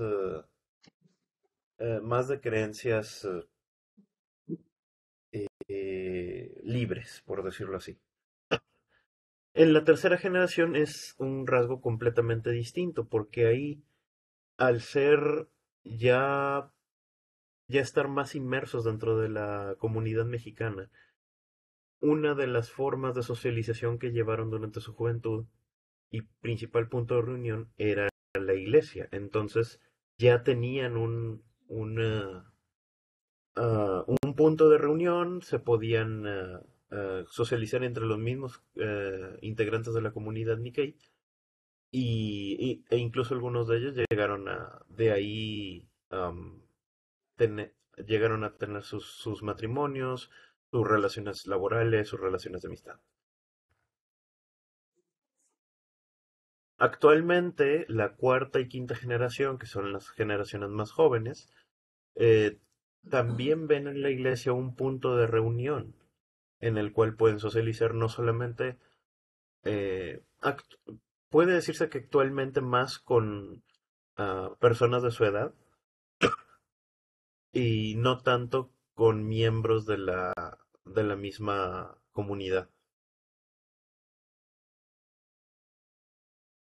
Actualidad en la problemática. Y debido a lo acotado del tiempo, no pude abordar eh, lo que era otras formas de adscripción religiosa. Dentro de lo que se pudo llegar a desmentir es de que todos los descendientes Nikkei son fervientes practicantes del catolicismo. Lo que me llegaron a mencionar durante el trabajo de campo es de que si bien la mayoría es cristiana, tienen diferentes adscripciones religiosas. Algunos son cristianos evangélicos, algunos son pentecostales, algunos son testigos de Jehová, otros son mormones. Entonces, esas son otras perspectivas que me faltó por explorar. También actualmente hay descendientes de las generaciones más jóvenes que sienten atracción, sienten un llamado, por decirlo así, por las tradiciones practicadas por sus ancestros. Entonces han tenido una regresión a las antiguas costumbres. Em, También aquí menciono la primera vez que se realizó el obón de manera solemne con un reverendo budista. Aquí pueden verlo, es el reverendo Yoshin Todaka. El año pasado se realizó por primera vez en la ciudad de Monterrey y en el noreste. Este año se realizó en la ciudad de Piedras Negras y fue la primera vez el año pasado cuando integrantes de la comunidad de descendientes pudieron tener un homenaje hacia la memoria de sus ancestros bajo las tradiciones que esos ancestros llegaron a practicar. Y aunque la mayoría declaró que siguen siendo fervientes creyentes en el cristianismo, ellos se sienten en mayor comunión con su pasado cultural, su pasado étnico, por el simple hecho de tener ese detalle hacia con sus ancestros. Esta es la foto del primer obón. Atrás lo que son los nombres de todos los integrantes, los ancestros de los integrantes de la comunidad del noreste. Ahí en la esquina pueden ver que estoy yo. Al centro el presidente de la asociación, el doctor Shinji Hirai, y el reverendo Todaka. Todos los demás son integrantes de la comunidad del noreste. Presente del investigador, aparte de tener que lidiar con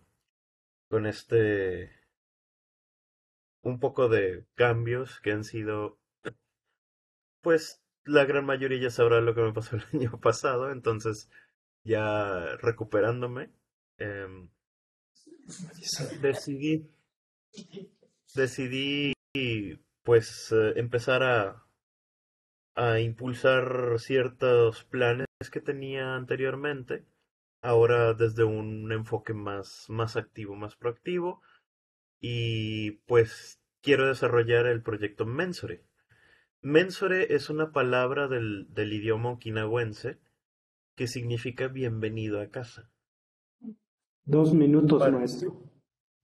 para eso aproveché de que se estaba una convocatoria para hacer un internado en eh, cultura okinawense y actualmente estoy en Okinawa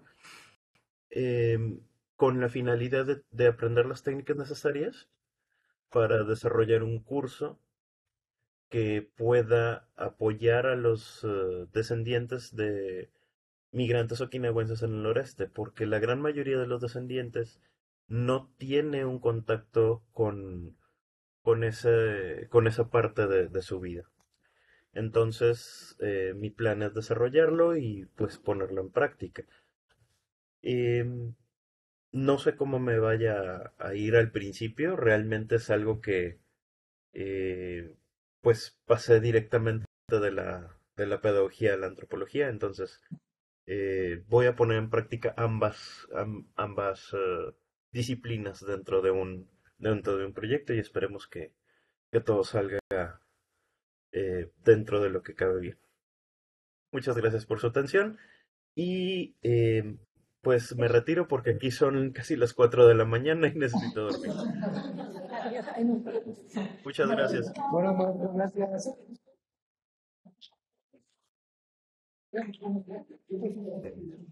Bueno, prácticamente estamos un poco casi sobre el tiempo.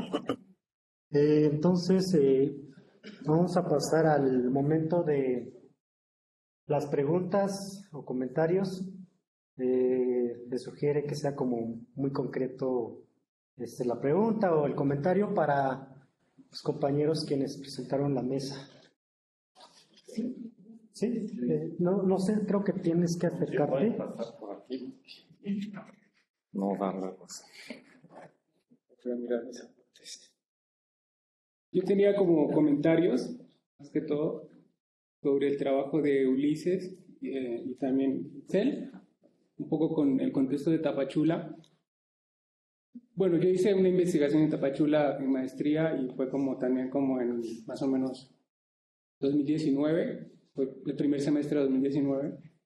Y lo que sí me empecé a dar cuenta que efectivamente hay lo que Manuel Guerrero llama un dispositivo fronterizo.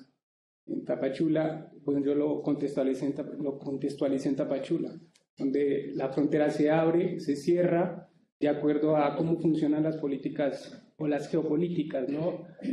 Por ejemplo, en ese contexto estaba una reforma arancelaria que puso Donald Trump acá, y eso modificó un poco de cómo la frontera se cerró en ese momento, ¿no? Y lo que me empecé a dar cuenta también fue que en el caso de los migrantes que venían de Camerún o Angola, pues sí había un contraste entre lo que significa el primer mundo y el tercer mundo que trabaja Arturo Escobar, porque Tapachula es la entrada al primer mundo y es una entrada que México es como Estados Unidos extiende sus fronteras hasta Tapachula y es la entrada al primer mundo porque es una entrada súper caótica, es violenta, es genocida. Entonces eso también me empecé a dar cuenta. Pero también, más allá de lo que planteaba Ulises con la agencia, me empecé a dar cuenta que el gobierno mexicano o las instituciones, por ejemplo el Instituto Nacional de Migración, lo que hacía era, sí había unas dinámicas también xenofóbicas, pero muy racistas, porque en el caso de los migrantes que no tenían una frontera de lenguaje, lo que hacían era ralentizarles los procesos. Entonces les cambiaban los nombres para que esta gente tuviera que estar meses en deber de que sus trámites, o sea, sí había una complicidad entre el gobierno y lo que pactaba Estados Unidos con México y lo que desde arriba hasta cómo llegaba en la operatividad institucional de migración, ¿no? Y toda esta performatividad también de los migrantes viene como entrando en el asunto de la agencia, porque sí hacían protestas, sí plantaban, se ponían bueno, el Parque Miguel Hidalgo era un punto también de intercambio económico, de todo lo que se puede ver ahí. Pero también me empecé a dar cuenta que pues el racismo también se hace, es como se resignifica también, porque había unos prejuicios y unos imaginarios que se movían mucho en los medios de comunicación sobre los migrantes africanos, muy racistas, y que eso tenía que ver con el contexto de que había más de 35.000 migrantes en ese momento y la mayoría eran de Angola, de Camerún, de República Democrática del Congo, de Costa de Marfil, y también mucha banda o migrantes que llegaban y hacían este giro, porque lo que hacen es pasar por Colombia, la ruta migratoria es Colombia, la selva del Darién, y empiezan a subir. Y eso implica con lo que pienso con el primer y tercer mundo, porque no pasan por Europa, tienen que darse la vuelta y pasar por toda Sudamérica y pasar por la selva del Darién, que era lo que más se mencionaba. Y entonces esto geográficamente cómo modifica también la percepción o la llegada a Tapachula. O sea, llegas a Tapachula, llegas hastiado de caminar, de lo que sea, de todos estos filtros de Centroamérica que implican llegar hasta Tapachula y cómo la percepción, todo lo que obliga a usar una performatividad o a tener un comportamiento X con la institucionalidad. Entonces eso también, y como a modo lo último como a modo pues también de denuncia, era que pues sí, así hay también una complicidad con esto que llaman los albergues, porque muchos albergues lo que hacen es para mí, desde lo que yo vi, una cortina de humo, porque utilizan los migrantes como mano de obra también, laboral, y explotación, dinámicas de explotación laboral con muchos albergues que recibían migrantes y lo que hacían era pues ponerlos a trabajar sin paga o o les ponían a hacer trabajos sin ningún tipo de remuneración económica o con la idea de que ellos los estaban albergando, ¿no? Y creo que era eso nada más. Gracias. Gracias. No sé si alguien más. En el chat no hay. Parecía que no. En el chat. Vamos a revisar el chat. Hace rato dijeron que no había nada. Ahorita ya. Se retira. Ok. Sí, Bueno, pues inicio con esto que menciona Cuautli, principalmente la cuestión de que dice, concluyó su tesis, así lo entendí yo, y posteriormente pues se fue a hacer con esta beca para su proyecto. Yo hace rato le preguntaba a Edith, ¿no? Cómo vincular la cuestión de actividad y la cuestión de comprensión de la antropología. Y bueno, pues esa es una respuesta que yo encuentro, concluir la parte de un trabajo comprensivo, elaborativo, entender una realidad y posteriormente pues dar seguimiento a lo que uno quiere, ¿no? La otra parte que quiero seguir es con, me gustó mucho conocer el trabajo que hiciste, Jania, en Huixtla. Yo nací en Huixtla, ¿no? Y bueno, no conocía este trabajo, pues, ¿no? Me gustaría luego que si lo pudieras compartir, sería buenísimo.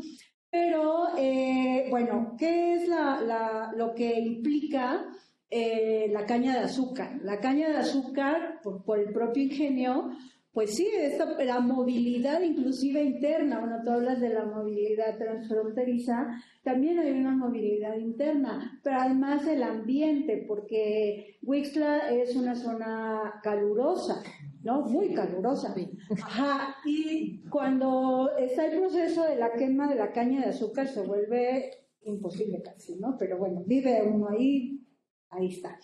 Entonces, también la parte de la movilidad y la dinámica también es interna, ¿no? O sea, creo que eso lo pudiste observar, me imagino, me parece importante. Y la otra es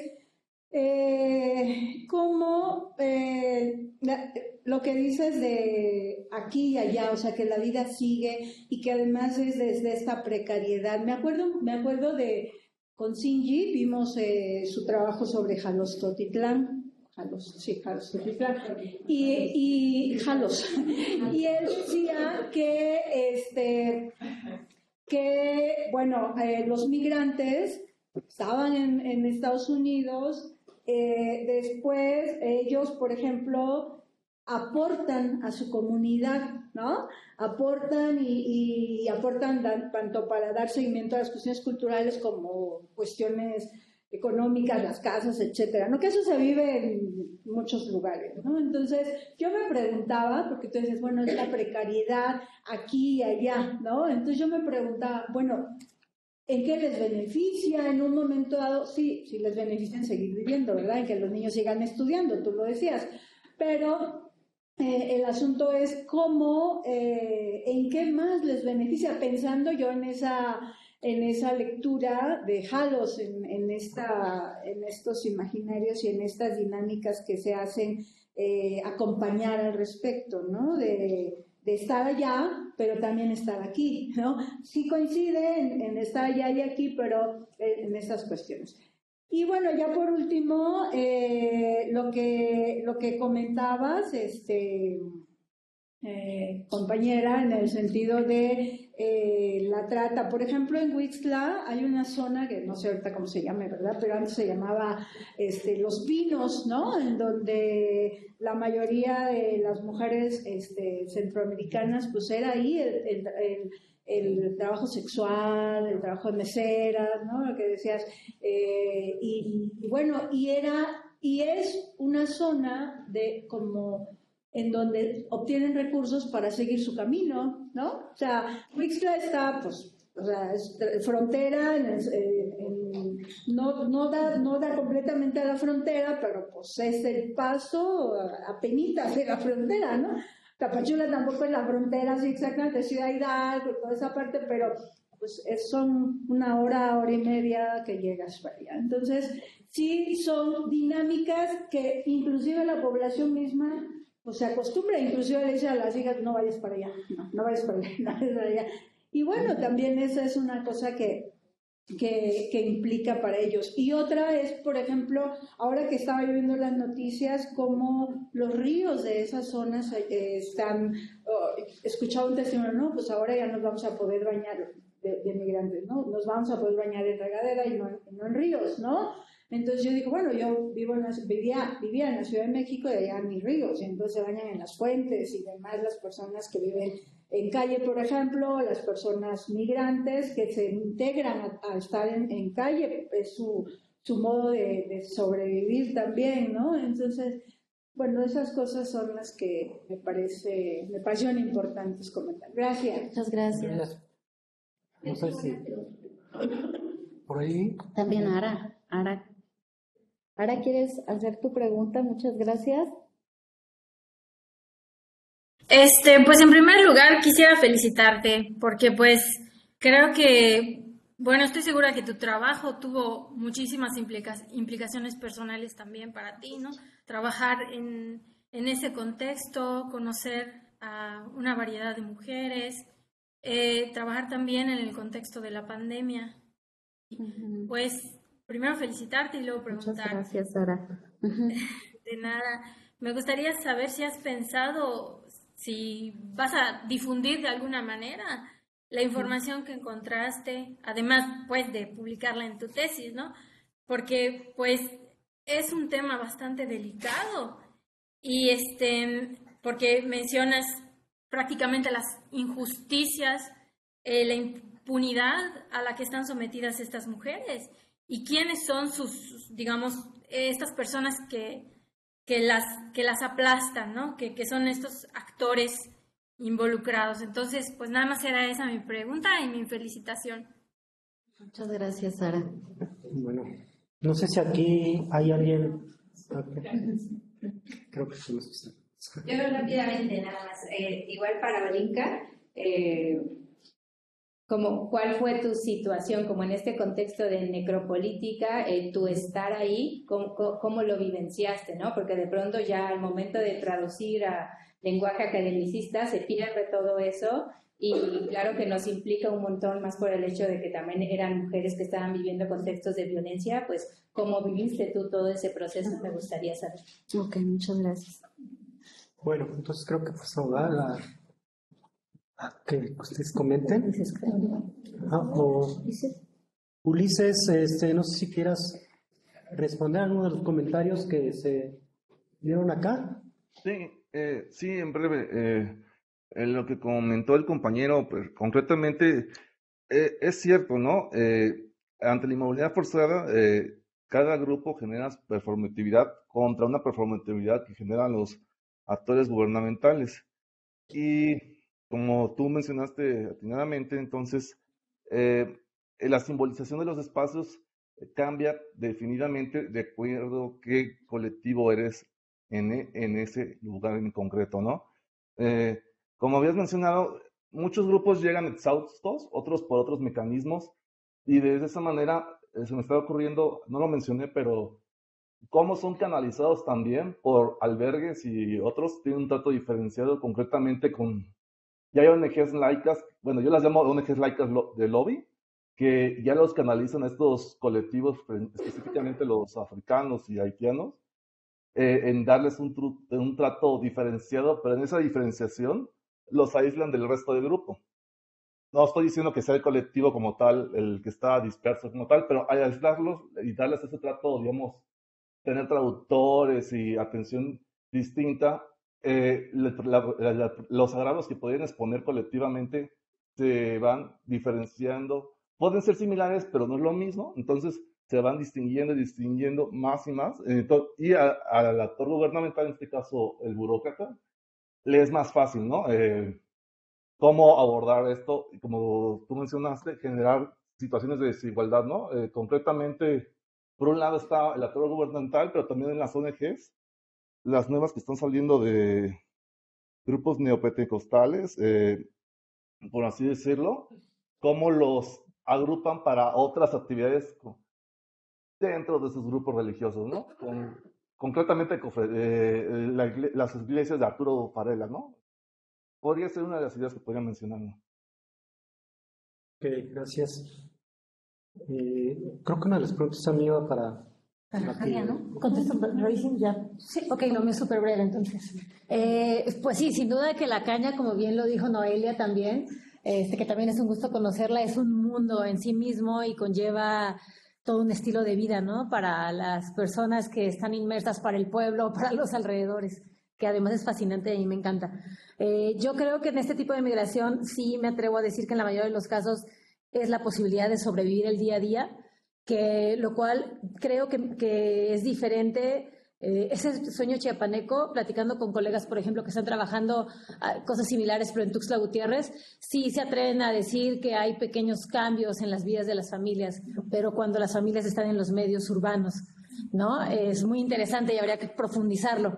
Pero en este medio rural me parece que sí, la apuesta es a sobrevivir y a seguir el día a día. Pero sí creo también que vivir en este ciclo, ¿no?, transfronterizo, pues posibilita generar redes, ¿no?, que las familias que se quedan no pueden desarrollar, ¿no? Y esas redes muchas veces les permiten abrir la posibilidad a otros destinos, probablemente en México, ¿no? O sea, hay familias que entonces después, a partir de haber hecho buenas redes, negociaciones, compadrazgos, entonces se pueden mover a Sinaloa, se pueden mover a Michoacán, se pueden mover a Cancún. Y eso pues siempre les abre como posibilidades y otras alternativas, ¿no? Hasta ahí lo dejaría. Ok, bueno, creo que también respecto a las participaciones, creo que es importante que haga una acotación respecto a que fue un trabajo que se desarrolló en una coyuntura temporal muy particular, ¿no? Que fue lo de la caravana, el COVID y la disputa territorial por el espacio fronterizo, ¿no? O sea, de verdad, yo no lo decidí así, yo no planeé llegar y decir, voy a estudiar en este lugar y con esta población y esta situación, ¿no? Más bien como yo había planeado, mi primera intención era trabajar con las mujeres que estaban solicitando refugio en Comitán, porque esa es otra puntualización, que trabajo en el corredor central, es decir, el corredor que va desde más o menos pues la Mesilla hasta Comitán, ¿no? Que es otro espacio muy distinto al corredor de Tapachula, ¿no? O a los otros corredores. Entonces, en esa intención, pues me encontré en un contexto en el que se declara pandemia, en el que después empiezan las disputas territoriales, y además otra acotación es que estaba en un ejido, ¿no? Que es un espacio muy particular y muy distinto al que trabajé, por ejemplo, en la tesis de maestría, que era una ciudad fronteriza. Entonces, este carácter tan o sea, como estas condiciones tan particulares de que sea un espacio tan alejado, tan marginado, ¿no? Planteó estas condiciones que les mencionaba, ¿no? Y lo he pensado un montón, o sea, yo ahora me acuerdo del grupo de tertulia que yo les decía, oigan compañeros, o sea, ¿qué digo, qué no digo, cómo ven? Porque me encontré esto tan complicado y pues claro que también tiene implicaciones personales para mí, incluso de seguridad, ¿no? O sea, yo decidí primero cambiarle el nombre al lugar, obviamente, ¿no? No menciono para nada, no hay fotos que vaya a presentar, no hay nombres que vaya a presentar, pero también era como, ¿qué digo y qué no digo? O sea, primero, la militarización y la disputa del crimen organizado es una realidad que además está trastocando la realidad fronteriza de maneras tremendas, ¿no? Planteando condiciones extremas. Y cuando digo extremas, o sea, yo primero llegué con una serie de ideas de lo que iba a platicar, ¿no? Porque estaba en este espacio porque ya no pude estar en Comitán por la pandemia, ¿no? Y a este espacio me invitaron y me dijeron, vente, vas a dar unas pláticas a ver de otra cosa que nada que ver, ¿no? Y cuando estaba ahí, pues ya me encontré con este contexto tan complejo Y fue muy difícil porque luego dejé de ver a estas mujeres con las que yo estaba platicando, trabajando y demás en este contexto. Yo ya no regresé al campo, obviamente, ni regresaré, o sea, no sé si regresaré.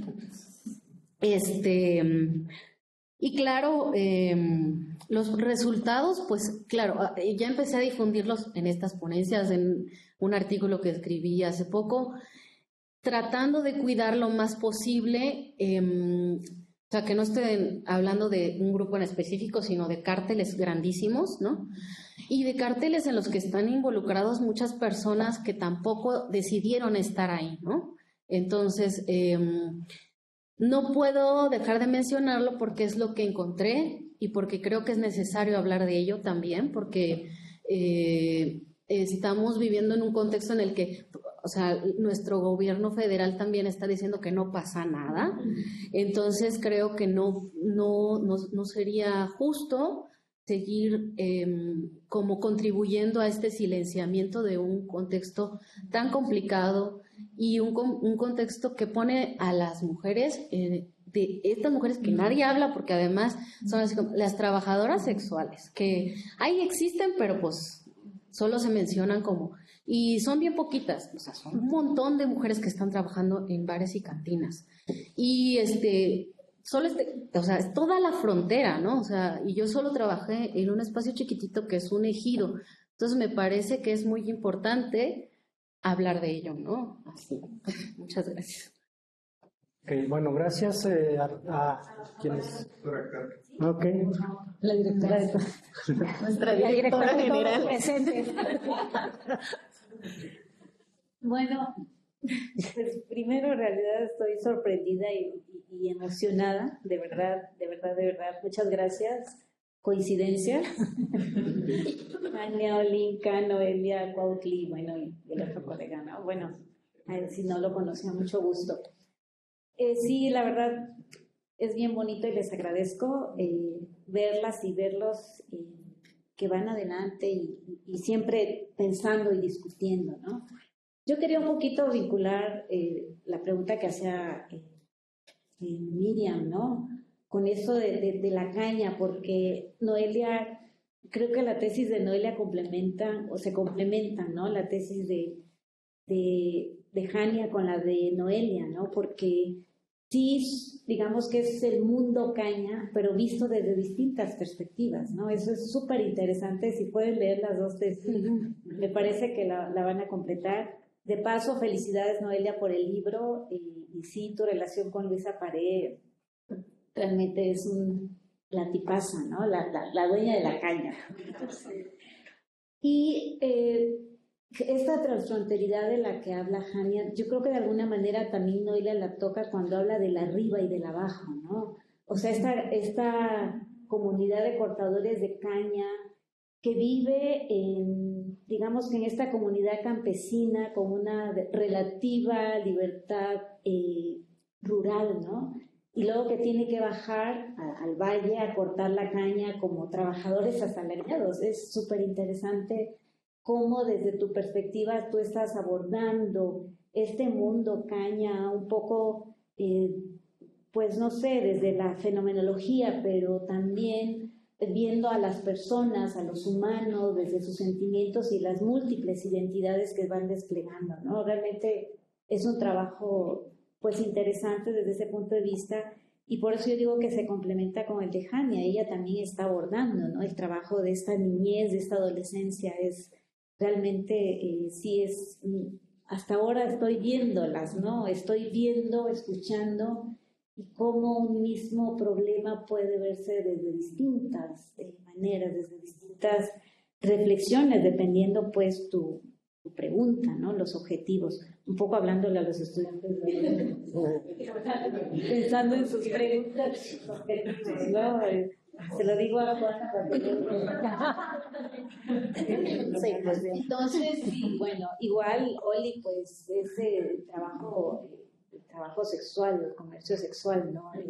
No sé, te voy a compartir algunas cosas que escribí para lo de Mazatán, no sé si lo pudiste ver, pero sí esa coyuntura, un poco como diría la chica que participó cuando Víctor hablaba de las 1001, pues nosotros un poco somos cosechadores de algo que no sembramos, ¿no? O sea, sí, pero vamos con esas miradas, con esas preguntas a indagar y eso, y ahí te puso la vida en ese momento, ¿no? O sea, coyunturalmente, pero no perdiste el tiempo, o sea, lo súper aprovechaste y ahí está ese espíritu inquisidor, ¿no? Que es padre, o sea, súper bien, ¿no? De irlo abordando. Y Cuautli, pues la verdad ya se fue a dormir, pero realmente oírlo ya está eso, Cuautli, sí. Yo creo que lo podemos ver, se oye contento, se oye... Y ya también pensando en su futuro, ¿no? De cómo, como decías, Miriam, ¿no? Terminando estas discusiones de salón, de trabajo, de seminario colectivo, pues yo quiero regresar también e irme a contribuir también, ¿no? A un poco, no solo acotador, sino también, pues viendo cómo me inmerso en todos estos mundos. Entonces, realmente les agradezco. No tenía idea, o sea, cuando vi el programa dije, wow, pero sí me emociona. Muchas gracias. Gracias. Gracias a todos por sus palabras y vamos a pasarlo a la siguiente mesa. Regresamos a unos 10 minutos para realizar la otra mesa. Okay.